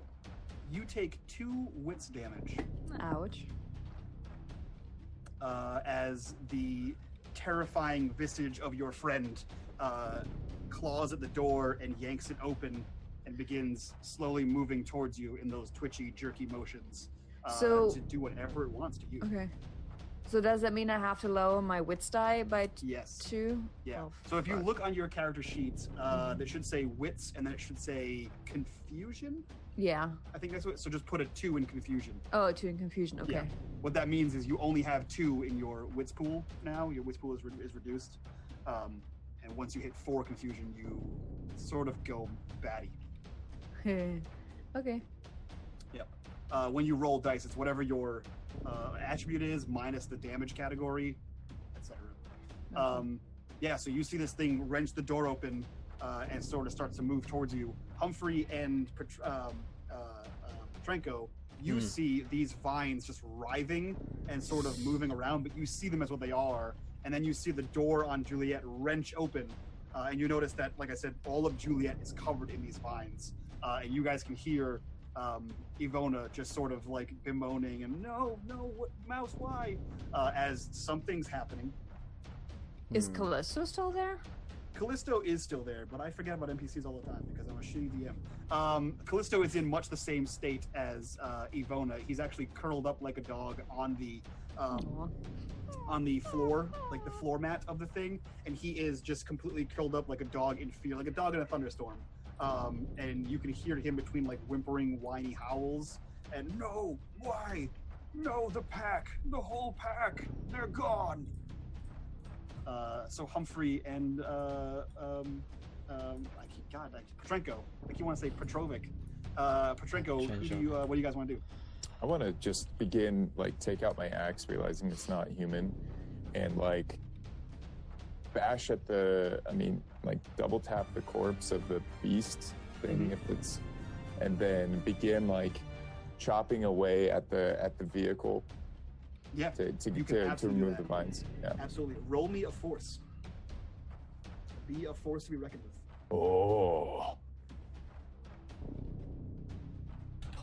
Oh. There we go. Wow. Yeah. So another triple success. So yeah, describe to me how you begin severing all of these vines from Juliet. I like stifling back the tears of what he was perceived and feeling just so confused, like, oh, we could use fire, but maybe my axe will work. We gotta keep moving. And I'm just kind of chopping almost like a salad the previous creature, and then like take the head of the blade of my axe and start scraping at the vehicle to just try and remove where there might be roots that are contorting around the frame. And it's at this point that you guys sort of notice for the first time Bardock is in the driver's seat, hands on the steering wheel, not moving at all, sort of like in bodily shock, and just screaming at the car as whatever he sees is terrifying, but he seems to be inside Juliet. You see that for the first time now that you two have snapped out of it and you're sort of looking around at the vehicle. Petrenko, what do you want to do? Are we all in the car other than Humphrey? Yes, you are all in the car. Well, you're actually out of the roof, just like you said you were. Yeah. And Humphrey's actually outside of the car, tearing the vines and scraping them off and cutting them off with his axe. Yeah. There's a The moment. rest of you are inside the car. It is a moment where Petrenko is considering just calling the order for us to drive away and leave Humphrey behind if we're now free from the vines, if I'm understanding that correctly. Yeah, but well, Humphrey is in the process of freeing you from Yeah. the vines as we speak. yeah, but I'll shoot. I'll expend another bullet on the creature to try and cover him. And Okay. Yeah, so as far as you can see up there, nothing appears to be attacking Humphrey at all. You do hear the people inside the vehicle below you are actively screaming and shouting things, Okay. but Humphrey seems to be fine, and he's cutting all the vines off. You Do can I- still shoot, but do I have a clear shot at anything, or am I just firing into darkness? you'd be firing. So it's starting to be like the morning light is starting to peek over. You'd be firing at vines. You can absolutely see all the vines around you. Whether it will do anything, you're not sure. Yeah. I'll in that case, I'll keep the bullet and try and assist him in cutting some vines free from where I am. Sure. Yeah, you can easily just grab, like, start tearing Yeah. these vines from where you are. So roll me a force to see if you could free yourself from the sky hole. I'm terrible at this as well. It's just free. Yep. No luck. Yeah. So you are able to tear them away. You're just peeling them off your gun barrel, your rifle barrel, your body, yourself. But you're still kind of enveloped in the vines, and they're kind of holding you into the sky hole. Eek. Okay. Petra or Madame Ivona, what do you want to do? What do I see? Is that thing you basically attacking me? You see your friends. You see Humphrey is outside, and he is actively attacking Juliet. He is carving up Juliet with sort of like a malicious grin. You see Petrenko up there, and he's just firing on things and like making these noises like he's ripping the top of the car apart. And you see your friend Mouse. Half of the side of her face is off. Her jaw is kind of lolled to the side. Her tongue sticks out, and like corpulent fluid is flowing out of her as like an intestine just sort of like moves out as she like moves Spillage. towards you, and she's grabbing at you and like actively grabbing at your clothes and pulling you towards the outside of the car, or trying to Okay. at least. So at first, Ivana would give off a loud shriek, but I think eventually her survival instinct kicks in. Because, I mean, she's seen a lot of weird things, especially also because the drugs that she sells, you know, sometimes she has to do a little testing quality, or not quality, test the quality, that is what I meant. And she kind of remembers that, or thinks that this is just a little bit too odd, that perhaps it's not what it seems to be, and so she starts to kick at the arms and the torso, Sure. sort of holding on to the back seat and then sort of Yeah, trying to so kick that if thing you're, off. If you're going to try to bodily attack this thing, go ahead and roll me a fight. That's gonna be fun. Hold on. Oh shit. Okay. Remember when I said, guys, evenly distribute your points? You guys said, no. You never said that. I said, hey, I picked, you know, I played 5 to 6 skills, and you said, yeah, sounds good. Yeah, whatever character you want to play. Usually it's Josh more is evenly here. distributing your attributes is the best. Nope. Yeah, so you begin tearing at this thing, and she is actively pulling at you. And what I'm going to do is roll as well. I got a 2, 3, 4, and 5. That's not so bad. That's not too bad. Yeah, 2, 3, 4, 5 is the average build. Yeah. Okay, so this thing is clawing at you, That's but me. it's not gaining any traction to pull you out of the vehicle. But you do see her, she's like, her torso is in the vehicle, and she's actively grabbing at you and trying to pull you somewhere outside of the vehicle. The rest of you hear this like high-pitched scream from Ivona as she is kicking and flailing her arms. You can see, the both of you can see that she's just wrapped in vines and flailing and kicking wildly at nothing. What do you guys want to do? I'm really bad at any strength-based check. Well, yeah, but at least have a chance at non-strength-based things. Can I? It would require Humphrey being in the car. I'm thinking of us basically just like putting down the pedal on Juliet and just trying to rip away from the vines physically. Yeah. So I'm gonna like reach down if I can and lend Humphrey a hand. And I say, "Get up here. We can drive away." Okay, so you're gonna try to help Humphrey get on top of the vehicle. Yeah, and then shout an order to Bardock like, "Drive!" Sure. So then in that case, Humphrey, if you want to take that hand and jump on top of the vehicle, you can make me a move check, and I'll give you a bonus +1 for that. So in your Okay. gear, add a +1. Let me check. I have this enforcer perk for move called Barge for. Yes, I believe that uses strength instead of agility. Humphrey has no weakness. As he says in the most timid voice. Oh. I'm a hippo in a china shop. I was thinking, how can Humphrey be so bad, but at the same time so good at all the checks that he makes? He just has no Indeed. confidence, but he's actually stellar. He's actually the most competent person on the team, but he just isn't confident in himself. I'm thinking of like recruiting him for the stalkers. Really, Yeah. he could be really He good. just can't ever be alone. Is the problem. Never killed anyone. You should join the best assassins in the world. Just join the murder hobo team. We'll come on.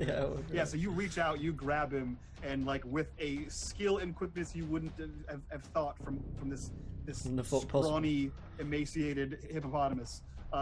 You just see him like clamber up on top of the vehicle as you shout down to Bardock to move. And Will, go ahead and give me a move check for Bardock with a +2 for Juliet. Okay, move for Bardock. So when I roll this, it's not me. It's actually Josh failing the roll. So It's actually Josh being terrible. So is agility is 4, his move is 1, and his gear is plus 2. two. Yeah. Yep. 4, 1, 2. 1 gear success. Perfect. So Juliet kicks to life, and you hear a slew of strange British slang that you obviously wouldn't understand, being from Louisiana. Of course. He is screaming about how everything is bollocks or whatever things you guys say, and he floors Juliet, and you can see the side of the vehicle where you are, Drenko. These vines just start to tear away and sloughs off the side of the car as this thing peels forward, and you see this creeping vine start to like slowly rescind back, like creepy crawly back towards wherever it was coming at you from. The vines that are on your waist and wrapping over, like as you look down, you can see Callisto and Ivona. They're still attached to them, but the vines are pulling off of the car in like droves as you floor it away from the vehicle, or as floor it away from this scene. Nice. Nice. Yeah. Yeah, so as we're driving away, I'm gonna, shout. I'm quite angry with Humphreys. He's like clinging onto the side, I imagine. And we'll just go at a top speed throughout the night, or through the morning, I guess, through dawn. And I say, when I say shoot, you shoot. Oh, I've never fired anything before. What? Do you even have a gun? Nope. No. I Oh. don't think so. Okay. And I'm gonna I'm gonna show him a pistol. I'm gonna point it at him because he's hanging onto the side, and I click, press the trigger. It doesn't fire off or anything. And then I was like, I go into my pocket and get out a clip with 6 bullets in them. I kind of show him how to fit it in. I do all the fancy smancy gun routine, and I hand it over to him. I say, when I say shoot, you shoot, okay? You point it, press the trigger. That whole thing. That old chestnut. I look at it and grab it with like the hand. This is the nose of the gun, and I have my hand like this, but it's pointing this way. I'm like, Okay. Yeah, because it's called the nose of the gun. yeah, I take a. Yeah, I And take then it and I like cock switch it it. around for him. Yeah, that's the you way. switch my hand, like you physically guide my hand. Yeah, I'm gonna physically move your hands to show you where to place this thing, which is a highly dangerous You've got hippo maneuver. hands. You gotta work with them. Yeah, I And then mold your then hands. then It's like that scene from Ghost. I cock it back and accidentally expend like a bullet that was already in the chamber. Yeah. You just eject the round and you see a bullet Yeah. fly off as you guys are driving by. Yeah. How does it? That one flew. How does this fire? Did they come out the side like that one, or? There's a montage moment, and I spend the rest of the morning teaching Humphrey exactly what a gun is and how to point it. Yeah. Yeah, so Juliet comes to a screeching halt. Most of the vines are gone. The occupants inside are still covered in vines. You guys free them from their vines. Ivona, you see after a while that you're just seeing your friend get pulled apart, and after enough pieces of her get pulled apart, you just see that it's vines. And they just sort of like flop to the side, and you see Petrenko and Humphrey are tearing vines out of the inside of the car, and off Bardock and off Callisto. And then you guys absolutely have a montage moment where you train Humphrey on how to fire a gun. Yeah, okay. Mike, how do I get my wits back? Oh, that's a good. Wits about me. I lost my marbles. Because I'm out of them. You need to sleep to regain your wits. So for the whole day, you are down 2 wits. That's good because first she sees her zombified friend / almost like close like a sister friend attack her and then being ripped apart, and then she realizes it's just drugs, sort of vines. Yeah. She first sort of scrambles back until on the other side of the back seat, and then just does what Callisto did earlier: curl up in a ball and sleep. Yep. So the way damage works, since this is the first time I think anyone has been damaged. So when you take points of damage to your strength, you are damaged. When you take points to your agility, you are fatigued. Confusion is your wits, and doubt is your empathy. Okay. So for confusion, you lack clarity, bewilderment, and you have a case of misjudgment. It decreases your wits. To regain any of those pools, there's different qualifications. So for damage, to regain your strength, you need to eat grub. For regaining your agility or fatigue, you need to drink water. For confusion or wits, you need to sleep. And for doubt, you need meaningful companionship. I like that part best. Yeah. So you need to have like a heartfelt conversation with a friend, or for Bardock, do inappropriate things to his car. I guess. Lick it. So yeah, that's how that works. And when any of them reaches 0, you are unconscious in different kinds of ways. Like strength, you're physically unconscious. Agility, you're just exhausted. You can't move your body anymore. Wits, you actually just like wander off. You're just done now. You just sort of go into this confusion mode. And for empathy, you just are super depressed and feel like you can't carry on anymore. And it's just super sad to be alive right now. Eeyore mode. Yeah, you just go into super Eeyore mode. You just watched all 13 episodes of 13 Reasons Why, and you don't want to play the game anymore. So you guys spend the morning montaging, training, and cleaning off the car. I assume Bardock panics and freaks out when he sees the axe cleaves in Juliet, the fresh barrel scrapes of you trying to, butt stock check the vines off the top of the vehicle, and he spends the entire time cussing you out, which makes it harder to train Humphrey as he's trying to buff out the axe cuts into Juliet. Don't worry, you'll get the hang of it. That's just the first of many nightmares in the zone. So are we wasting money with the bullets? Yeah, well, you are. Yes. So stop firing it. But listen, whilst we're out here, consider me your commander. Okay, Humphrey? When I tell you to shoot, you shoot. When I tell you to run away, you run away. When I tell you that there isn't actually a giant sack of animals, then you believe that there are no giant sacks of animals. Well, to be fair, I told you to burn the stuff, and you shot the fire. You fired on them. Do not question with your gun. Actually, well, no, I tried to pull the lines off. Good. Because you know, Humphrey, what I told Calypso about shooting him is the same of you. If you endanger these people and these people's lives, and I will kill you.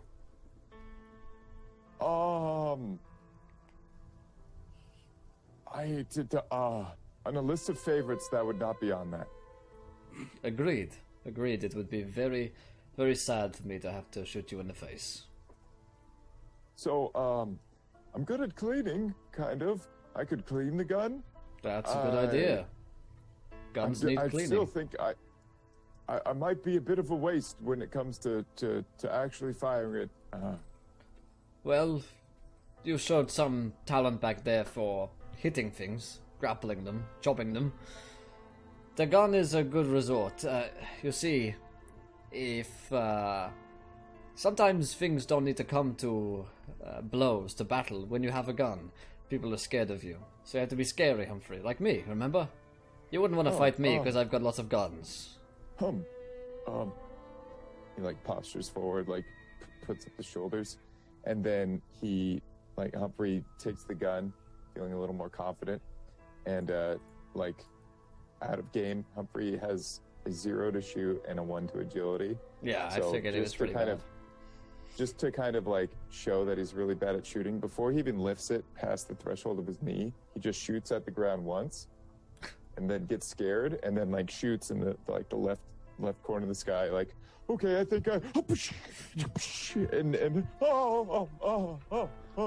Okay, and don't fire the gun. smugly Just if there's anyone scary, then just show them that you have the gun. You've used all the bullets in it now anyway, so there's no point. But just I've got 2. just wear the gun on your hip, okay? And that should deter some people. And worst Okay, comes to worst, so- you punch them or chop them, like I tell you to, okay? Let me practice, okay? And he puts it in like a holster, really old. I take the bullets out first. Like, okay. my Just precious the clip. my precious bullets. Yeah, yeah. And then I take the gun, and I face it like the handle and barrel like towards you, like a loser shape, like, you don't want to mess with me, or my friends, I will shoot you. That is very good. Yes, that'll do for now. Next lesson tomorrow. Okay, and I've just decided that by the end of each lesson, I want to have words of wisdom by Humphrey, and the current topic is how to become brave. So it's gonna be a new book. It's So gonna be basically, like a recap, whatever he learned in this regard during the session. Humphrey, just for the sake of sanity, roll me an intimidation check. That's sanity checks. That's what he needs. It's cool looking thing. Just so I know how bad this is. Numerically. Intimidation strength, right? Intimidation for you is strength. Yeah, but strength plus intimidation, I believe. Because you're an imposing fellow. Hey. Hey, two. He's fucking terrifying. Yeah. So he holds the gun up like an L shape. And he says, Yeah. In the "Don't sky. come near me." Yeah. And yeah, you at first, like, he's just big and sort of shoves it at you, Drinko, like aggressively, almost hits you with the gun. And That's- says, "Don't come near me," and you kind of step back. Yeah, that's that's his confidence boost. Actually good. Very good. You show great promise. You should talk to Use the gun like an axe. you should talk to the stalkers when we get back home. Maybe I could give you a recommendation. Oh, really? But is that like extra special guard duty, or Something like that. It's what we're doing now. do you, what kind of home do you live in? We have a bar back on the Ark. Oh, do you have a place for calendars or like a spot? Do you have a spot? Do you have any trinkets? There is space in our home. We've recently lost one of our number, Jarek, so you could have his room. Job opening. I mean, bright side, right? Something like that. Okay, well, I'll just keep practicing, and That's right. and then I walk over, and I'm like pointing at the sun, and I just keep like quick drawing it out and Yeah. doing like the L shape. Put that of the in L sun. shape the entire Yeah. time. That's amazing. I'm keeping those That bullets. is And then So, ironically, he has like his left hand that comes out as well, and it's in the proper direction. yeah. So he goes But like he this. just holds them both up. So everyone mark off 1 grub and 1 water off of your sheets, and I believe Ivona, you mark off 1 bullet, and Already did. and Yeah, I marked them. Trenko, I believe it's like 6 for you, something like that. Yep, something around that number. I've been- it's I've always been funny counting. when everyone runs out of bullets. Yeah. Then you go to fire. There's no bullets. So, off to the After the next Yeah, segment, so you this one, guys, I guess. you guys screamed out of there. You tore all the vines off the vehicle. You had your montage. I already moved you one square Oh, sorry. for the evacuation Yeah. of that. I won't make you. That was a hazardous escape. So from here, you can move again and do your find the path.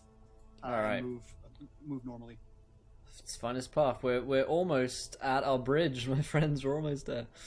My Almost fun at your box. destination. It's 2 successes. Hell yeah! Getting better at this as we go. Goodness. I know. I'm proud of Holy- myself. I actually have to look up what that means for you because It's there's Humphrey so many... who's giving me extra confidence. I got an extra pair Yeah. pair of eyes on the road now. That's amazing. So let's see. Find the path. So with find the path, so by the one you succeed and your journey Sure. is shortened by a great deal. Mm. So for the rest of your things, you can find bullets. You can find rations of grub or water. They may or may not be contaminated by rot. Sorry, you can find rations of grub that will be contaminated. You can find rations Sure. of water that are not contaminated, or you can double time through this thing and only take 1 hour of time, as opposed to 2 hours of time. Okay, well, I say we'll grab some water. Okay, Yeah. cool. So roll me 1d6. Okay. I will do that. 1d6. 2. You find 2 units of water. Okay. You're able to find, like, it just so happens that where you guys parked your car, there is this, like, outcropping of rocks and other strange vines that you were immediately wary of first because of your last encounter. But it appears as though these vines act as some kind of funnel, and you can see, much like the trees in the Everglades, they kind of like root up there, and they have like their boughs in there. It has like that same kind of root network, and these roots are drinking heartily from this little puddle that has been trapped underneath these rocks. And you can sense that it's pretty rot free as far as you can tell. Okay. This looks really clean. And rot is basically just stagnant contamination. In this game, rot is the universal contaminant word. You're not Okay. sure if it's radiation, you're not Sure. sure if it's like disease or stagnation or what it is, but whatever it is, it makes you sick. Okay, I'll take the water and let's get to our bridge. We're at our first destination. And we're speaking alive. of rot, since you reminded me, Yeah. it's been 1 day in the zone. We begin to rot. Everyone takes 1 rot point. Ugh. And for those of us who don't know, or people in the chat, what does rot do? Just the people in chat, though. Not Yeah, obviously not. Obviously, I know what this is. Right, of course. Let me see here. The rot. Let me read you right out of the book here, so I don't Yeah. mess it up and pretend like I know what I'm. Because talking you about. know, yeah. Yeah, because I know, but I want to make sure for chat. Yeah, that for I have it chat, yeah. 100% right.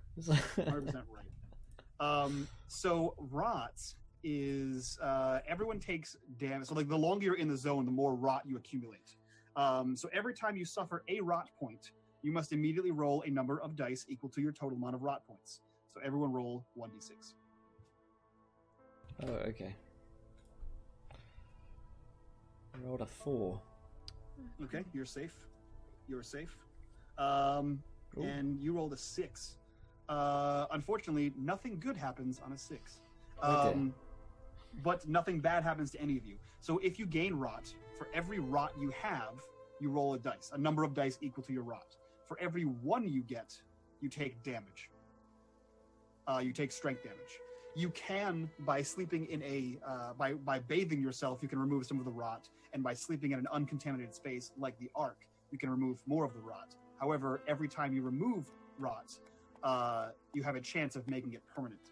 Cool. So you roll another series of dice when you remove the rot, and you say, okay, 1 out of your 6 rot you had to remove is now a permanent thing. So the more rot you have, the more chance you have of wearing yourself out and being tired. Yeah. So you need to find clean places to stay or bathe yourself, which is why trips back to the Ark are not a bad idea. Gotcha. Cool. So you guys all have 1 point of rot, and no one took any damage at all. So you guys are pretty good about that. Good job. Yeah, so you found water, and you are welcome to move to the bridge there, Yeah, Trenko. Let's do it. Let's see if you can keep up your streak. You had 2 successful shots. You roll to find the path like a champion. This is a good time to roll well. Yeah. Yes, 2. Hell 2 yeah. successes. So again, you can find bullets, you can find grub, you can find more water, or you can expedite the process and move through the zone twice as fast. I'm wary of bridges, and is anyone in particular low on rations or grub or water? Are we okay? I'm out of water. Out of water. Okay. Yeah, let's find some water in that case. I was gonna say. Did you only bring 1 water? I only rolled 1 water when I made my That's character. right. That's right. Okay. Yeah. So that's the thing with this is that it's obviously important to stay alive. So if anyone wants to just give you water, they can just give you water. It's not like it's Yeah, I've got find on pickup or anything like that. 5 water. The thing I'm thinking is, this bridge might be similar to like watering holes in the animal world, like a highly trafficked place. And so it's possible that we want to move through this area quickly. So take 1 of my water, Humphrey. I'll hand you my canteen, and I say we move double time through this square so that anything that might be in the area has less of a chance of running into us. Sounds good. Okay. Yeah, you double time across this bridge quickly. And as you do, you are 100% correct, Petrenko. Your stalker instincts were super on point. And as you cross the bridge, there are 2 small, I guess, explosions behind you on the bridge. Not enough to do any damage to the bridge, but you just, as you look behind, as you kind of Ace Ventura, your head out the window, you see that there's just a smattering of random nonsense in 2 spots, like forks, just pieces of metal, tin cans, torn up things, a rock, in 2 large portions of the bridge that were not there previously. So some large thing just went behind you guys as you sped through this bridge. Sweet. You can give me a scout if you want to, or you can just continue to get the hell out of there. Am I still asleep? No, everyone is awake. Okay. So So you would have all seen this explosion behind the vehicle as you guys were zooming over the bridge. You hear So my confusion is gone. Your confusion is still there, unless you go to sleep. You're confused the whole day until you get a full sleep, a full 8 hours of sleep. Yeah, so you can sleep the whole rest of the day if you want to get rid of it, or you can sleep tonight. That's your call entirely. I think she would try to sleep. I mean, if something bad happens, obviously they would probably have to wake her up. But sure, yeah. So you're gonna try to sleep the rest of the day. So the remaining she's of you, using Callisto as a pillow, whether he wants it or not. That's fair. I think he's learned to just let you just do it because it's better than you just berating him with questions. So he just sort of, okay, and he's just up against the door while you're just laying on top of him. So Humphrey and Petrenko, if you'd like to give me a scout check to see if you can identify where whatever that was came from, you're welcome to, or you can speed off this bridge and get the hell out of there. Petrenko's speeding away, I think. Okay. Scout. So, Humphrey, you are now officially the scout of the party, I think. You're peeking through with your great hippopotamus binoculars through the side of the slats in the windows, and you see this moving dust cloud coming towards you. You know that right now you're on an island. You have another bridge to get across to get to where you guys want to go to, but on the other side of the river, basically on the other side of where you guys slept last night, you see this this dust cloud coming towards you at a great speed.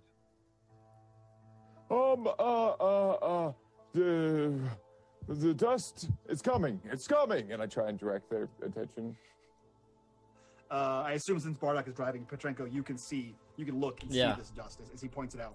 Is it a huge Mummy 2 wall of dust coming towards us?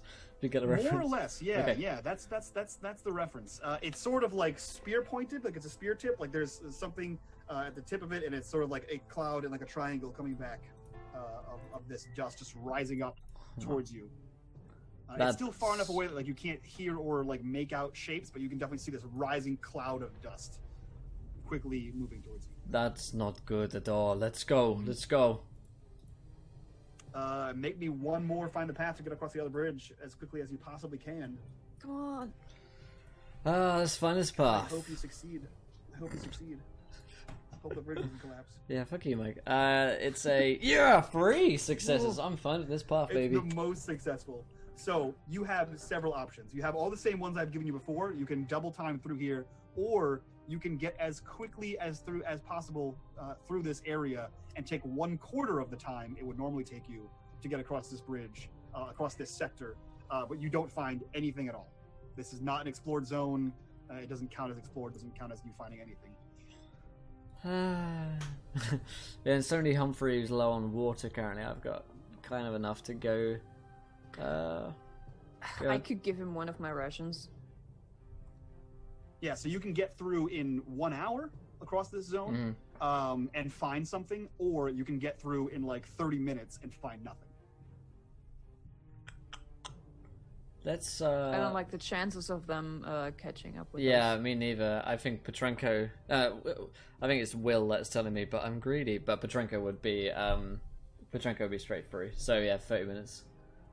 Okay, Boom, boom, cool. boom. Yeah, so you basically like you start to go slowly over the bridge, and you kind of shake Bardock, and he floors it across this bridge, and you guys end up here across the bridge. This whatever it is here and is coming towards the direction you guys are in. That cloud is moving straight towards you guys. So how do you want to proceed? Callisto is still, he has like Madame Ivona still on him. He looks to you and he says, if I think we are where we are, it's west. We have to go straight west. And then he like points towards the cloud and he says, that's not us either. I figured as much. West. And there's speed across here. No other Okay. option really. Yeah. So you see this thing is following the riverbank towards you. As far as you can tell, it's hugging the riverbank just like you guys were. Sure. So yeah, move wherever you'd like and give me some finding the path. At least I failed earlier. Successes are more important now. It seems like, yeah, I got having it. a lot of successes. Woo! Is that another one? Did I That say is a success. That's one skill die success. Why is it? Oh, man. Maybe roll There we 20s. go. There it Sink is. it down. There you go. Yeah, my roll 20 was acting up. Yep, so one success. So you can easily find the path. It takes you 2 hours to get through this sector, but you don't find any new threats other than whatever this strange cloud is that's coming towards you. Good, good. You know what? Can I just do this? Copy, paste, just so I have a visual for you guys. Yeah, so this thing is right here, moving towards you. The dust cloud is right And it's moving like this way. Sorry, It is moving. Let me see. like that way. It is moving. Yes, it is moving this way towards you. Okay. Oh shit. I guess we could there's go along no- the coast, the north coast, and They'll probably follow us. The North Coast. It's a good one. Is we got no way of getting across without abandoning Juliet. Does it appear to? So we were here. Yes. Okay, so this might be a bit too complex to really be able to see from where we are, but was it seemingly always going in this sort of direction, or was it previously going kind of this way and now it's moved angle with us to more sort of this way? If that makes sense. It seems to. So from what you've seen and what Humphrey saw, it seems to be whatever it's doing is following the Fuck. coast of this river. Okay. It's following the bend of this river. Okay, so if it might just be going this direction, in which case, if we move fast enough and get to, this square here, we might just pass it by, but it might be quick. If we're lucky. Yeah. The other option is, here, even if we were here, then we'd still get hit by it most likely. Yeah. We could try Try to going get out here, of but there. yeah, I think going across to the west is the best option. I think going Sure. off road like that might be an option as well. Yeah, that's That an is option. also an option. That's probably a good idea, actually. Yeah, that's good. Let's Yeah. square there. That's what So I'm then afraid you move your guy and tell me, give me that find the path. So this one here. Okay. Yep. Done deal. All right. Find a path. Let's get this one. Yes, one success. Whew. One success. At least find a path for us, man. We have 2 hours, and then another hour, and then 30 What would we do without a stalker in our party? I feel like we'd be screwed because we couldn't. Yeah, Yeah, you would be like- screwed. Yeah. You'd be super rolling rough. 7 d6s and you're only getting one. Yeah. Because that's the problem is like anyone can move through the zone, right? Anyone Right. can go. It just takes you so it normally takes you 4 hours. The car cuts it down to 2, and you getting an extra success cuts it down to 1. Yeah. So you don't need to navigate through the zone. It just means that everyone else who's navigating through the zone is going to be finding more hazards, or at least not getting to scout the hazards. Like, you'll see a hazard before you hit it most times by succeeding in your role. Yeah. Okay. So yeah, so everyone else would just eat shit quite often. Yeah, so you absolutely do. You move through. It takes you about 2 hours to get to where you are, and you see slowly behind you this thing. Oh, wrong button. There we go. This thing is moving up this coastline. It doesn't seem to be turning to you yet. It's definitely still following the coastline. Okay. So how do you want to react to this thing? We do have go one over. Yeah, we do have one more viewer decision to do, Mike. I said we do it after the combat, so I don't know if you want to bring it in now or in a minute. Let me know. Yeah. I'll have your turn, and I'll think about how to frame this one. So we want to move to this quadrant here, correct? Mm-hmm. Sticking to K. Okay. I will try 5 and 2. There we go. 1 success. Whew. Success. All right, cool. So 2 hours down. So you guys have been driving for 7 hours now. So if you have been able, so I'll let you go on merit alone, Petra. If you think in the last 7 hours you've been able to remain sleeping the whole time, you will be recovered of your. Well, if nobody tried to wake me up, and if Callisto holds somewhat still. Callisto kind of held still because I think he's slightly afraid of you. Just talking to him, I think his biggest concern, because he can't process thoughts that fast. He's like, "Don't wake up! Don't wake up!" No, just be quiet. Just be the fluffy pillow. So if no one else tried to wake her up, then then you slept the day away and you are recovering your. Yeah. So then eventually she would like that was a wonderful sleep. Oh, hey, Callisto. Oh, hi. I'm awake. Everything's gone to shit. Look behind. And I like drive. And she sort of like squirms in a very awkward way, trying to see out of the window. What's that there in the distance? The cloud. And you see this huge plume of like, and I guess you guys are much closer to it now. I think you see this cloud. It's like it looks like like you said, the sandstorm coming at you. But you also see like mixed in there is like this swirling, gray, acrid black smoke that is also in there, moving towards you. And you know you're about a mile and a half, 2 miles away. That's probably close enough. You hear like a loud rumbling. A loud enough rumble that you hear it over the engine of Juliet.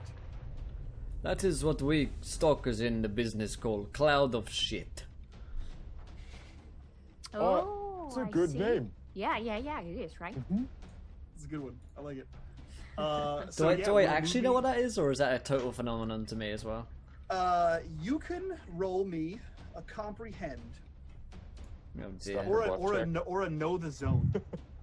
Nah, I don't have a Nola zone. Oh, no, I do have Nola zone. I've got 1 in it. That is wits. Okay, so I've got 4 and then 1. It's possible to succeed this roll. 4 and 1. Yeah, I know something. You do know something. Aha. So the first thing you notice with this, like now that you're close enough, you can see the acrid black smoke. You look back and you're like, this is called cloud of shit.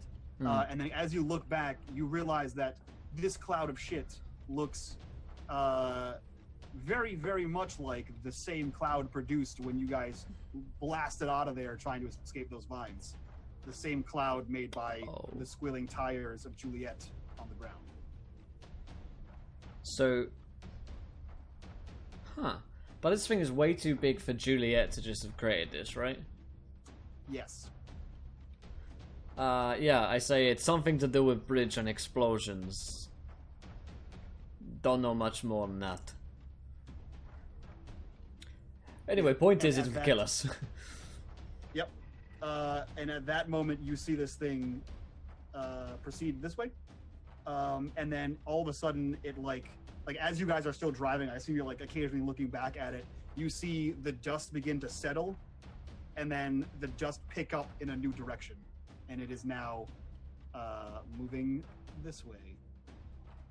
Well, you see all the dust settle towards it, and then it like sort of starts up again as this thing turns and follows the bank of this new river. So it has like it's autonomous. Sentience. Yeah. Yeah, sentience. Yes, it appears to be the cloud appears to be chasing you. Right, if not sentience, then someone is controlling it. Hmm. Do we?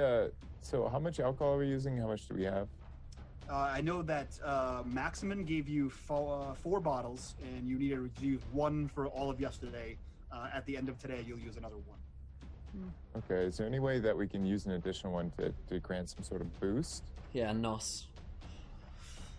Sure. Fast and Furious, yeah? Will make me a for Bardock. Make me a jerry rig check, It's that which scene. I believe is wits.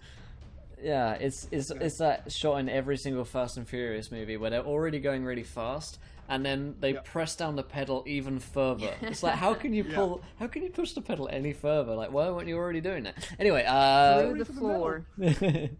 jury rig. He's got It's 2 the in there. subfloor. What is So I jury believe rig that is- based on? I believe that is wits. Actually, whatever his highest attribute is, which I think is wits. Yeah, wits. I'll write it in this character sheet from So wits plus jerry rig. 5 yeah. plus 2. Okay. 2 success. 2 successes. Yeah. So he is able to like explain to you how to take the wheel as he like cracks Jesus. open a panel underneath the junk cannon, and he begins like moving things aside that you're pretty sure belong to the engine, and he just takes that other bottle that you have, crams it inside there, and begins squeezing the plastic bottle into like directly into the carburetor to make this thing. So you see like a gout of flame rocket out of this thing, and will make me a find the path. Alright, so 5 plus 2. Yeah. That is 1 success. Woo! Cool. And chat, for the viewer decision, Yes. tell me what happens due to this fuel injection. So Juliet, please. Oh boy. Nice. Man, how mad's Josh gonna be when you blow up his car? We blow up his car immediately, yeah. And then covered the in axe, scratches from the the axe Yeah. grindings.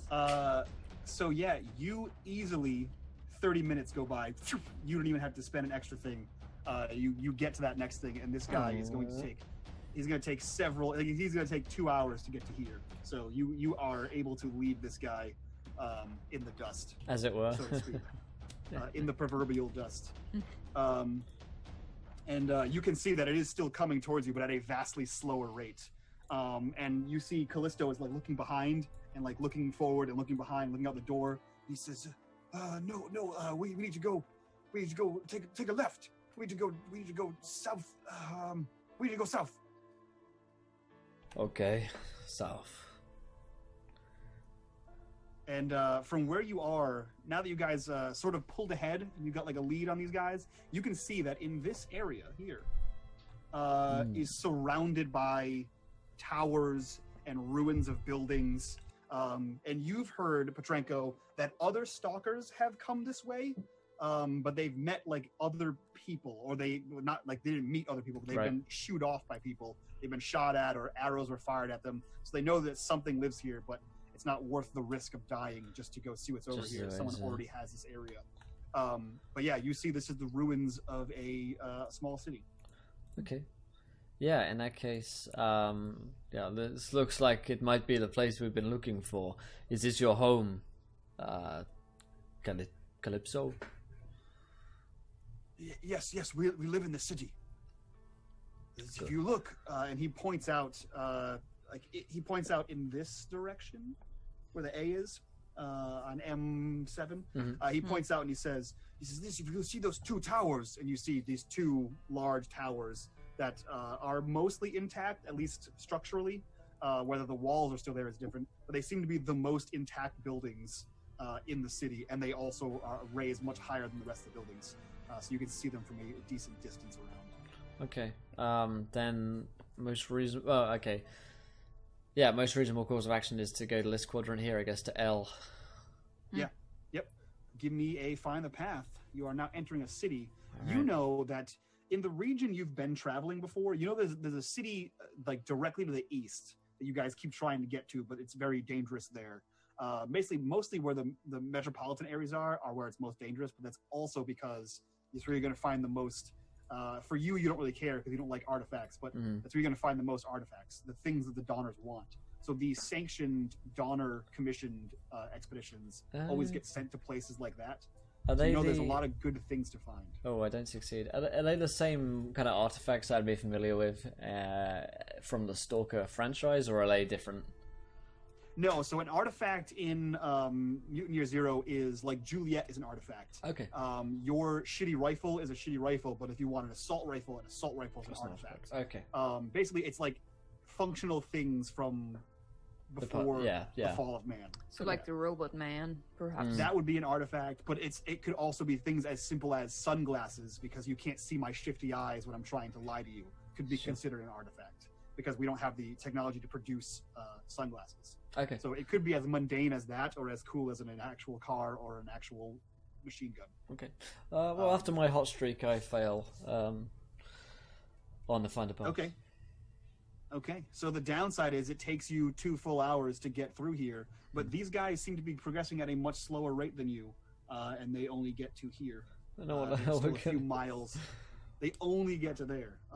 They are still a few miles behind you, but they seem to have followed your smoke trail as you're getting the hell out of there. This is like do we have that checkers. DD in yet? Yeah, let's check the. It's like the most complex game of checkers that we're playing currently. I think that'll be in chat in a second. Yeah, so I'm gonna, okay, what ideas do we have? This thing is clearly following us. Is there any way to stop a thing like that? Happy for suggestions right now. Well, maybe we can hide somewhere. I look at Callisto. So you would know, Petrenko, that it's much easier to hide in a city. Because there's these tall buildings, you can hide the vehicle in somewhere. True. It's much easier to get by on foot because there's ruins of the building and scrap cars and just like shit cluttering the streets. Yeah. Think of like every apocalyptic game you ever see. Like the streets are crowded. Yeah, so it's going to slow you down to drive your car through the city. So hiding your car is an option. Whether Bardock wants to get out of the car is a different story. But it is an option. Yeah, so I say if we get into the city and we can park the car, we can leave the car somewhere. It must be following our smoke trail. There's no other explanation I can think of that it'd be able to follow us. So if we drop the car in a safe location, Bardock, then maybe we could go on foot and it would lose us in the streets. Yeah, I'm sure he cusses you out and tells you absolutely not, and then yeah. In fact, just for Josh's sake, roll me a manipulate, or you can have Humphrey roll an intimidate. Since when do we do things for Josh's sake? My manipulate is pretty low. Yeah, I have nothing in. I got 2 Actually, in that, so. I think Madame Ivona is very skilled in manipulation. Yeah, why don't you talk to him? I can't get through. It's like he's not even here. Hey, Bardock, we're going to get your girl right back, okay? We have to hide her first, and then we're gonna hide, and then later on we come back, and you'll be reunited with her. So give her a kiss, and then you come along, right? Hey, fuck, bollocks, hey, sounded just like Josh, guys. That's I've been working on that impression. I thought he was here for a second. Cut your balls off. It's fucking ridiculous. Are you fucking around? Yeah. Do you want that? Do you want to fight? Do you want to start? Do you? Blah, blah, blah, blah, blah. Yeah. I'm counting Josh, everybody. My best impression. Please, someone clip that and send it to Josh. Just to ruin his holiday. Yeah. Okay, so I'm rolling manipulate. So yes. It's 5 for empathy, and then I have. Let me double check. I think 2. Yeah, 2 for manipulate.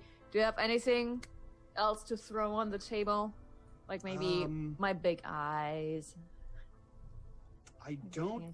Throw my big eyes on the table. I don't think so. No. I mean, you could threaten to withhold your booze. I was gonna say. Yeah, if you're gonna threaten to withhold your booze. So, Bardock, how much do you like your booze, huh? And then she's sort of dangling the bottle in front of him while walking backwards. Yeah, so I'll give you a +1 gear bonus for the booze. Alrighty, let's try this. Well, at least 1. You succeed, yeah. So it's enough to make him acquiesce that he either needs to take the booze for himself or take the booze for what the hell's the car's name? The car, Juliet. Juliet. Thank you. So Will, roll me a find the path in the All city. right. See if you can find the path to a safe spot. Love struck Romeo. That's 3 successes, baby. That is 3 successes. Cool. So, let me see here. So you absolutely find a safe spot. You find it quickly. I assume you're going to use one of those to do it as quick as possible. Yeah, we're still under a bit of time pressure here, so getting through the busy streets would be good. Yeah. So you quickly help him navigate. I'm also going to let you roll on something cool, just because. Why the hell not? Go ahead and roll me a 3 d6s. Okay, am I wanting high or low here? You want any number of them. Their randomization on their charts is pretty damn good. So 7, I got 2, 3, and a 2. So the way that works is you rolled a 232. Okay. So a 232. Interesting. Okay. Is this like ciphers? So you're gonna. This is kind of like ciphers. Okay. Yeah. Actually, it's kind of like artifacts. You rolled an artifact. Okay. Yeah. Let's see. Let me just find out where it is here. Okay, cool. All right, you'll find that. I believe I haven't seen a vote come in a minute here. We got the straw poll. Let's see who won. It looks like. Oh yeah. That's a perfect winner. So. Unfortunately for Josh, is not here to roll these rolls, and Will's just been rolling, I don't know, equally terrible and equally bad. So Will, go ahead and roll me a move with one hand. for I give Bardock. Move for Bardock, because as you point out an area that he can get the car into a building, he makes that turn, and he goes to slam on the brakes, and you see that nothing happens. You are still accelerating at a massive velocity. So if you want to deftly maneuver these streets, roll a move check to see how much damage you do to yourselves and the vehicle. So there's 0 successes on the move check. Okay, cool. So yeah, he slams right, and he tries to he Tokyo drifts into this building, and he's slamming on the brake, and then slamming on the brake, and slamming on the brake, and slamming on the brake, and then he looks over at you, and you can just see a mix of panic and excitement as he's slamming on the brake again and again, and he lets out a string of violent cusses and very rapid fire talk as you plow through the first wall of this building, and then through the second wall of this building, and then into the wall of another building, and you slowly come to a stop. What and the engine hell is was that? He says, "Oh, I think one of those things I took out of the car was the brakes." Was that one of your shortcuts? Oh. Yeah, it's a shortcut. We're heavily concussed at this point. Yeah. So everyone's gonna take 1 point of damage. So 1 strength damage. And you find yourself in what looks like you see strange humanoid figures are all inside this place, but they're not moving. They seem to be just in strange poses. And they have various amounts of garb on them. One has a hat, one has a jacket on it. You see random bits and bobs. You see a what was once a glass countertop that all the glass has been shattered. You find roll me a d6. Will, I'll have you do that. Okay. I can do this. That's free. You find 3 bullets, and you also find a strange metal disc, a strange metal contraption that it's like a circular thing that kind of opens up. It's on a string, and it has a needle that spins around on it. If you would like to know what it is, you need to roll a comprehend. I'm not regular. I'll give it a go. Could I help him with that? Yeah, you can. Anyone can roll comprehend to try to figure out So what it's the hell it wits, is. so 4 I and have 1. no idea what this thing is. Hold on. 4 and 1. 1 success. 1 success. roll as Let's well. see here. Yeah, you can also roll as well. Yay. 1 success. Cool. So what I'll do is I'll just double that up and say you rolled 2 successes there. So you're able to determine that this thing is very useful. It is used to tell directions. Essentially, this is a compass. A compass, yeah. And by essentially, I mean this is a compass. It is a compass. So you are able to explain how to use it with a second stunt. So that's what we'll count Humphrey's success at. Okay. Is that the sound of the cars that are chasing you? Yeah, this the hell they're after are us. coming closer. Yeah. So you find a metal dial on it. Needle spins and points in the same direction no matter how you turn. This is to find your way in the wilderness. So this gives whoever has this has a +2 gear bonus to find the path. Oh! Noise. Yes. Yeah, baby. Yep. Now I'm going to be nailing this path. Yep. So now you can either, so you know that this is something that the Donners would very much like, especially for their stalkers. Fuck those guys. And you know that like this is the kind of thing that they hoard. This is the kind of thing that they send their expeditions out to find. So you could give it to them if you like, but also, as you said, fuck those guys. Yeah, no, that's currently, not currently good. I need it Could more you- than them. Could you repeat that again? The donors are the guys who want to sort of bring back the old technology? Yes. Yep. So Okay. the Donners work directly for/with the Elder. And what they want to do is they want to send out their stalkers and find bits of technology like this to make you guys better as a whole. They want you to bring the artifacts back and make the Ark better. Whereas, like, you know, if you find a hunting rifle, it'll make you better as a person. But if you bring it back to the Ark, we can give it to this expedition. When it comes back, we give it to the next expedition and make the Ark better as a whole. So, like, he could give that to the Donners and make the rest of the stalkers better at finding the path, or he can keep it to himself and just be a singular better stalker. Whereas the Sentinels of the Apocalypse don't want any of that, and they just say, "This is what it is. Stop trying to improve this. Just make this work for us." Because the technology from the before time is what caused the calamity to happen. Okay. So if you try to bring us back to that time, it's going to happen again. That's what I Right, believe. Thanks. Yeah. So yeah, I'm going to. I'll take it. This will be really useful when I'm scouting around. Oh, I still feel pretty concussed from the car crash. Let's get out of here and see if this thing is still following us. Hopefully, it doesn't destroy the town, but. Yeah. So you see through a Juliet-shaped hole through a building and into the building you're in, you see a bunch of like rocks crumbling through the holes, and you can see the path you took to crash through all these walls. And Juliet looks much worse for the wear. She's taken quite a beating between the axe slashes, the rifle butt strokes, and crashing through 3 walls of a building. Also, her brake line might have been torn out by Barnard. That might have happened. So, Yeah. so you do know that it is. Let me see here. Let me do my quick math. It has been 9 hours since you left after you were training at you. So you're probably closing on the equivalent of like 7 or 8 o'clock at night in the city. Yeah. Yeah. So you could blow through as quickly as possible with Callisto being your guide, but it's risky travel at night, or you could hole up here. So have we interacted with any of the people of the city? Do we know Yeah, that I they was are gonna animals? ask. Yeah. Or are they humans, mutants? Well, So you haven't been here, as far as you've said. You haven't been on this side of the river. And no one else has been out of the Ark. Callisto tells you that his people are from here, and you have Callisto, but none of the other stalkers, because you spend a lot of time in the stalker bar on the Ark.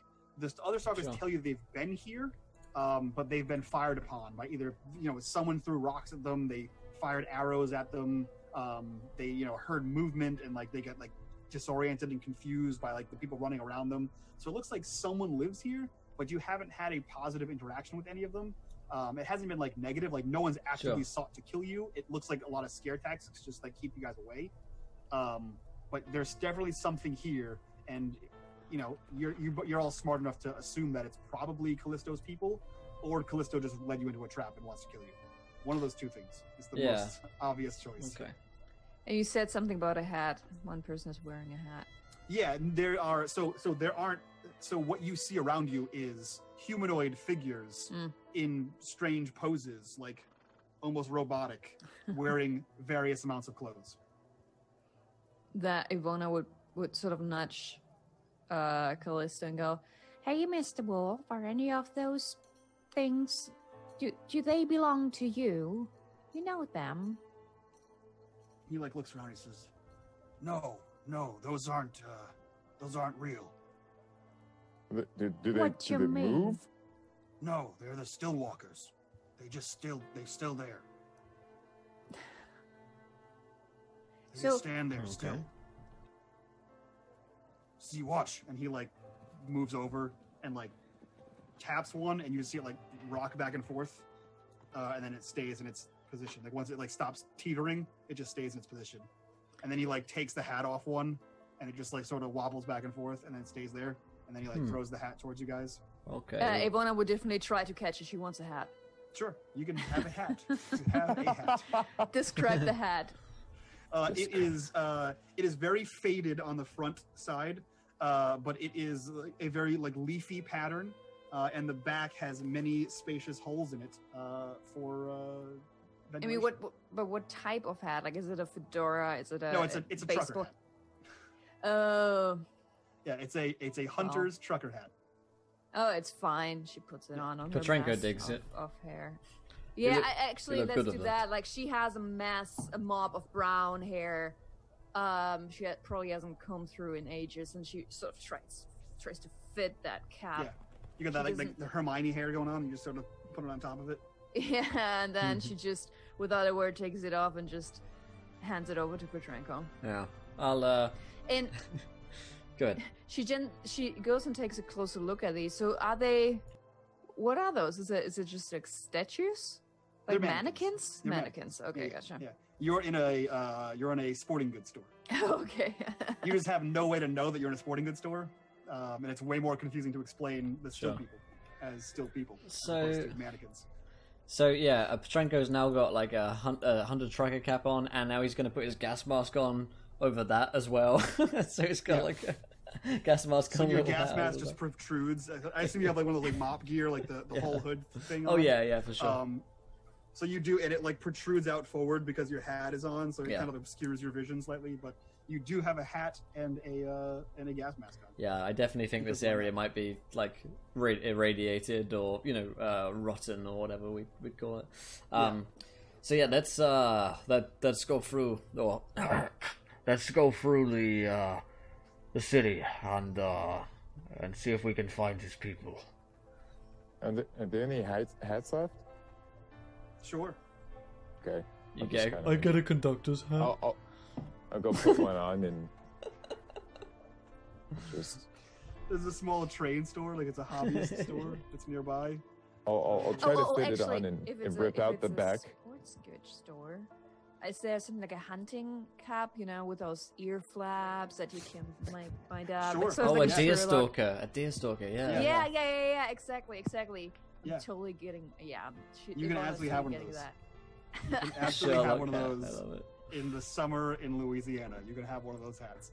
I promise It's you won't. be perfectly dehydrated. fine. She seems stupid enough to wear black all the time because she doesn't really leave the arc. But Yep. gotta stuff that hat. So over. you all, like a game of Team Fortress 2, you guys all find new hats, and you're really excited about it. Hey, how much is my hat trade for in comparison to the? What you gotta do is you gotta stack the hats on top of the hats, and you get a higher point value. I think when you do that. That's what you're trying to do. You see, Petrenko did it. He put the hat on. Yeah, and then yeah, he that put the worked for mask me. On top of it, so Yeah. he doubles it up. Yeah. And No, I'll then just- Thanks, Gabe. we're probably trying to make Bardock take a hat, and then he's just cussing us out for it. Like, Yeah, he's trying to like buff. He's trying to buff out the scratches, Like- and he you want me lifted to the wear a hood. hat? You want me to wear a hat? Like, what do you want me to hat, mate? Bullocks. I'm trying to have sex with me or something. Blah, blah, blah. All right, this Probably All I could- saying all I something could- about the only thing I'm wearing is Juliet or something like that. this All I can think finds- of when he talks is spell. the scene from Austin Powers between him and his father. Every time Josh talks. So yeah, he's lifted the hood and he's like taking stones and he's trying to bang out the dents while you guys are trying on hats. And he's making quite a big loud noise of it. And you see Callisto, he is on all fours and he's sniffing around, and you can tell that he's trying to discern his direction and figure out where he is. Also, everyone This is a new day, so was everyone gonna gains say one more- mutant point. Yay! So I believe Hey. Humphrey, you have 1 total. I believe Ivana, you have I have 2 now. 2.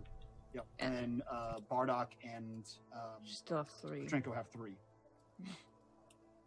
Petrenko, you have fire breath, right? That's what yours That is correct, yeah. All right, cool. How far does that flame reach, by the way? Yeah, that's a good question. So it is a. Let me double check here. I forget what the heck the distances are called. The distances work for those of you who play like the Star Wars system. They work in those like circular patterns. So let me pull it up right here. I actually. Oh, have- the AOE radius? Yeah. Yep. So you have arm's okay, length, yeah, which yeah. is literally what it is. You have near, which is a few steps away. Short is 20 to 30 yards. Long is a few hundred yards, and distance is as far as you can see. So I believe your fire breath is a near distance. Okay. So within a few steps of you, you can project your fireball. That's I think cool. you can also like spit a fire bolt. Like, Right. out, Okay. which It's is like a pretty Dragon cool, Ball which goes breath. slightly farther. Okay. Yeah. Yeah, you're kind of a big deal. Okay. So yeah, it is becoming nightfall. Callisto is actively seeking to find the scent of his pack. What do you guys want to do? He is clearly intent on going home. Like he wants to. He's mentioned it a few times. Oh, yeah. And he can see in the dark. Let's So follow me, I guess. Yeah, I was wondering if I could help him, or if it might be not worth it right now at this point. yeah, you can. If you want to use your super sniffer, you can absolutely do that. Or you can just roll a regular scout check, but you're not really sure what you're looking for. No, Ivana wants to help him because last session she did a little bit of a deal Mm-hmm. with him, hoping that she gave him water and sort of made him promise to her that he would give her or bring her a sample of whatever kind of weed or mushroom it is that the seers of his clan The are ritual consuming. smoke. Yeah, to receive visions, because Ivona has the feeling that she might be onto something really good and like a new product, and something new to Absolutely. throw out on the market and to increase her influence. Absolutely. So yeah, let me use my super sniffer. So roll me 1d6, and we'll see how bad you do. I mean, how good you do. How awesome. you do. Super sniffer. Oh fuck! Oh. Yes. Yes. Guys, this is what happens when you roll a 1. Okay, Do I get cool. another So mutation? you have 1 point of permanent trauma. You get to pick where. Oh. So pick one of your attributes. It is permanently reduced by 1. Oh, what? Oh, Intellect devoured. God. We're already so Touchpad. shit. It is Touchpad and permanently reduced by 1. And you can go ahead and roll me 2d6s. Fuck. I can't afford losing more strength because I'm already really weak. I think I'm going with agility. Yes, you can go down to 1 if you reduce your powers that way. You cannot put yourself below 1. Fuck. Yeah, but no, I'm gonna want to go lower that. Either I'm lowering empathy from, but it's permanent, so I can. So if it's permanently, I can never go be above that stat. That's correct. It is permanently lowered by 1. Fuck. Then I'm going with agility because wits and empathy are my main stats. Alrighty. I want to remain good at manipulating people. So and then making roll me deals. 2d6s. and we'll All see right, what coming up. happens. Oh god, there's more dice rolls involved. Yeah, that's because I get a new Yeah, when you sniff too meditation, I hard. believe. When you, Yeah. when you sniff It's your like all the- best. but don't all the succeed. glue sniffing. That's what Yeah. I get from that. Don't do drugs, kids. Holy man. Reroll. You get a free reroll. A free roll. To draw out the tension. Yeah, So Jesus. do I? Yep. So Have roll me to- 2 more d6s. I'm nervous for Okay. you. Yeah, I was gonna say, what does it mean? 42. Also, That's the 66 is not a number. Not a mutation. yeah, 66. So 52 through 66 is a reroll. So you actually have a pretty good one. So you sort of follow suit with Callisto, and you kind of like get down, and you assume the same thing, and you. And describe to me what happens physically and mentally to Ivana as her mutation inside of her body flares to life as she mutates before everyone's eyes and gains the new ability Rot Eater. Oh. That's amazing.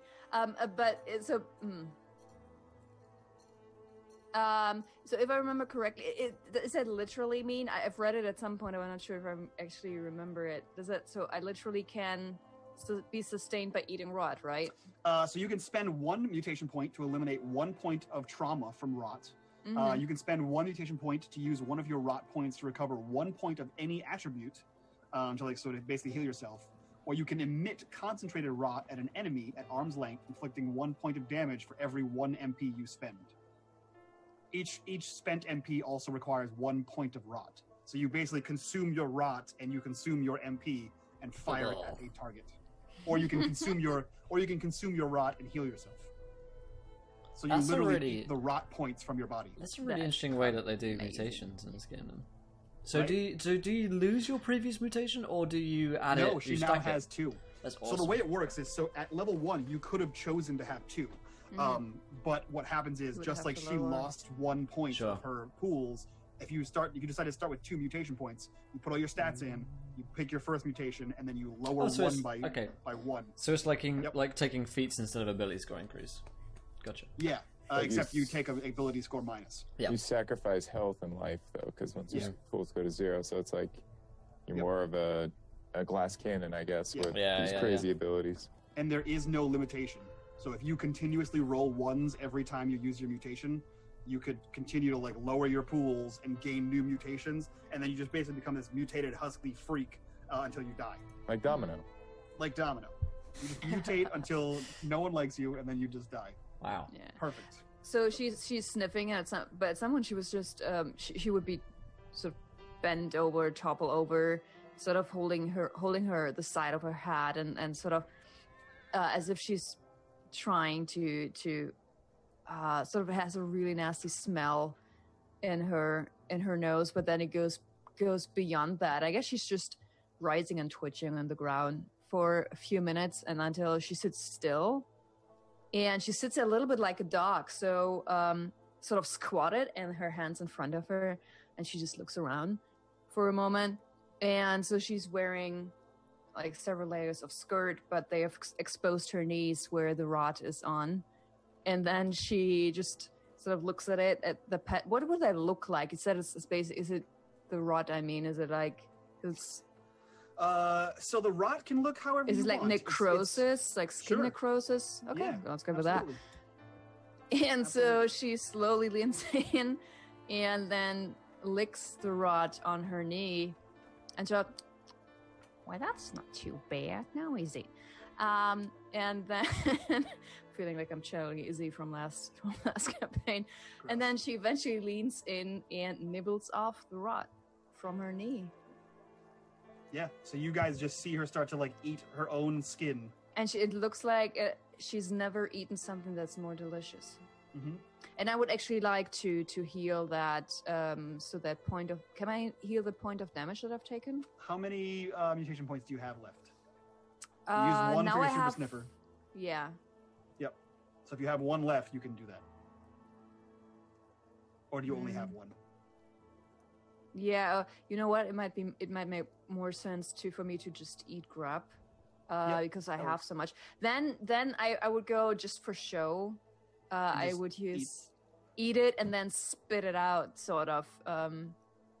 Maybe the first time it's like at some point she remembers, or she becomes fully aware of what she's doing, and she becomes really grossed out by herself, and then instinctively uses her new mutation and then spits this glob of rot at some. Oh my god, at Juliet. What would happen if? No, better not. I would be dead. Don't test it. Don't test it. But very close to Juliet. What's nice is it's like this like cancerous thing. So while you're licking your hand or your leg or whatever, and you're like licking the surface of the rot, you're also like channeling it up from inside of you. So you get that like phlegmy hairball effect as you like, and then you spit out this oozy black clump that just like undulates as it lands, and then just sort of like puddles and like dissipates. And everyone, you just saw her like hock the biggest disgusting black loogie ever. And as you are focusing on her writhing on the floor and hocking up this disgusting nasty thing, Petrenko and Humphrey, roll me a scout. I have a 2 Pretty on all pleased. of this. Nope. No cigars. So you guys are focusing on your friend writhing on the ground. I'm sure Humphrey probably goes to figure out what's wrong with her. Petrenko is probably yelling at her, "What are you doing?" And then she gets up, licks her hand, licks her leg, and spits out this disgusting thing. And as you guys are focusing on this, out of the corner of your eye, you see a large humanoid wolf shape on all fours disappear into the darkness that is forming around you Shit. as Callisto takes off. And that's where we'll end tonight's session. He can't be on all Nice. fours. He's on all threes. Oh, I'm sorry, on all All threes. threes. You're right. He's moving as quickly as his Immersion Then broken. Humphrey would be, oh, he's forgotten something. Damn Devil it. jar. Hey, where? I think we're just staring in horror at her. Man, that is awesome. That was awesome, man. Yeah, fantastic stuff. Fantastic stuff. That's what we're going to be wrapping up tonight's episode, everybody. Hopefully you guys enjoyed it. I know I certainly did. If you did, please do let us know in the chat. And of course, if you haven't followed already, hit that button and join us. Stick around. We're going to do one of our encounter raids tonight, my friends. So stick around for that. But yeah, let's go around to cast and crew. Mike, fantastic job, dude. Seriously, that was a lot of fun. I really, really enjoyed that episode. I felt like the zone I'm was glad you like it. dope, and yeah, I really like the mechanic of the the squares. So like discovering new Yeah. things in different squares. I really enjoyed that. So Yeah, I wasn't sure Yeah. how that was going to translate for stream because it's kind of like, oh, roll, and then it's boring, move, roll. Yeah, roll. yeah. They keep the- So like it's very interesting because there's literally like a lot of this like pages and pages Yeah. of roll tables, like all kinds of random mechanics that can just jump out at you based on how Yeah, but shitty you it's- make one dice check. But it's fun. It's basically like, let's guess, like, what are the 100 or 1,000 reasons you can make us or try to kill us? Yeah. You know, what Yeah. are the options that you could send us? So just guessing how terrible, how fucked up it's going to be, that's just fun. yeah, the game definitely gives you a big feeling of you are screwed at every turn, and I enjoy the difficulty of it as well. Like the first episode, I felt like I didn't get a big enough chance. Well, I don't think we really explored many of the mechanics of the game, but now we're out and doing it. It's like I get what this game is about now. Yeah. So that's connected with me much more. And yeah, awesome job DMing, dude. Those descriptions were sick. But yeah, let's go around the cast and crew. Where can we find you guys online to enjoy yourselves, etc., etc.? Let's start with Mike. Yeah, you guys can find me here every Monday for the foreseeable future.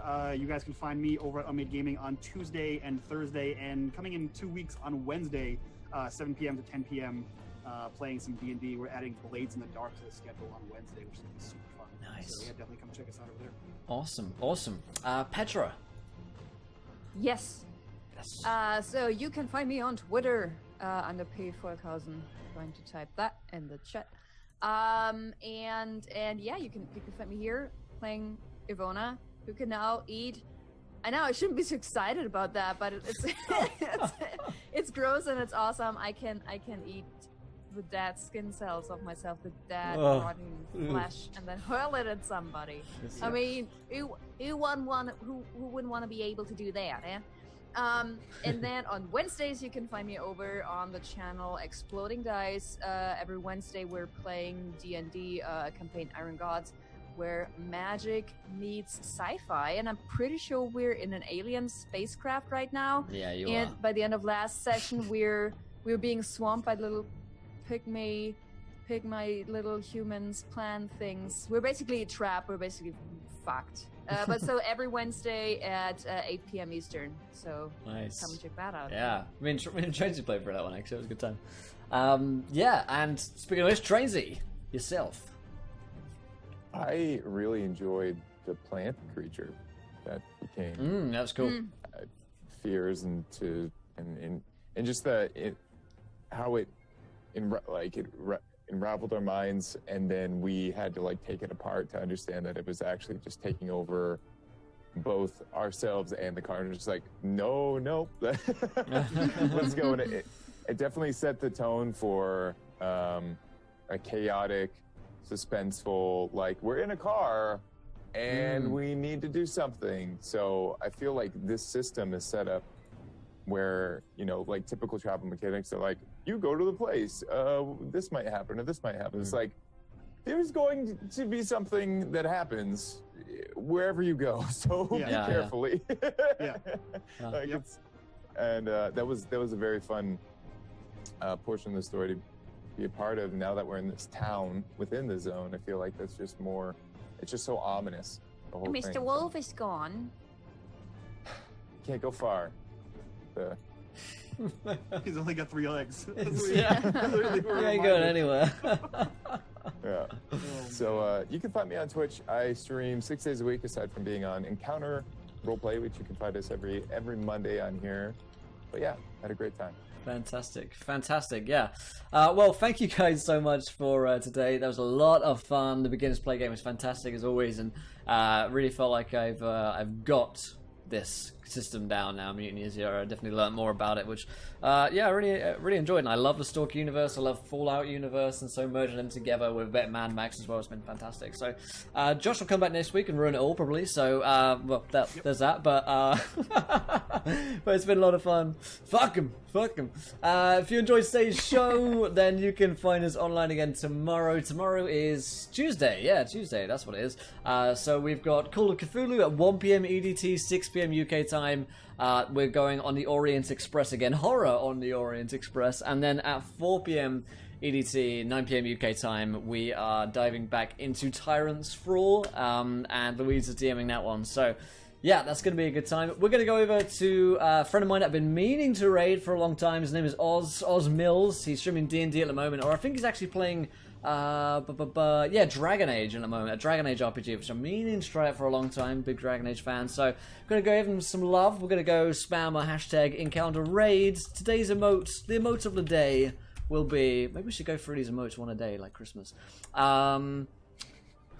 Today's emote shall be Blood Trail. Why not? Give him a nice big bloody thumbs up from us. So we'll go over to Oz, spam his channel, say hello, enjoy some D&D over there, and I'll see you guys again tomorrow. But until next time, everybody, try not to roll too many nat ones, because we want to be here failing our skill checks as always and win.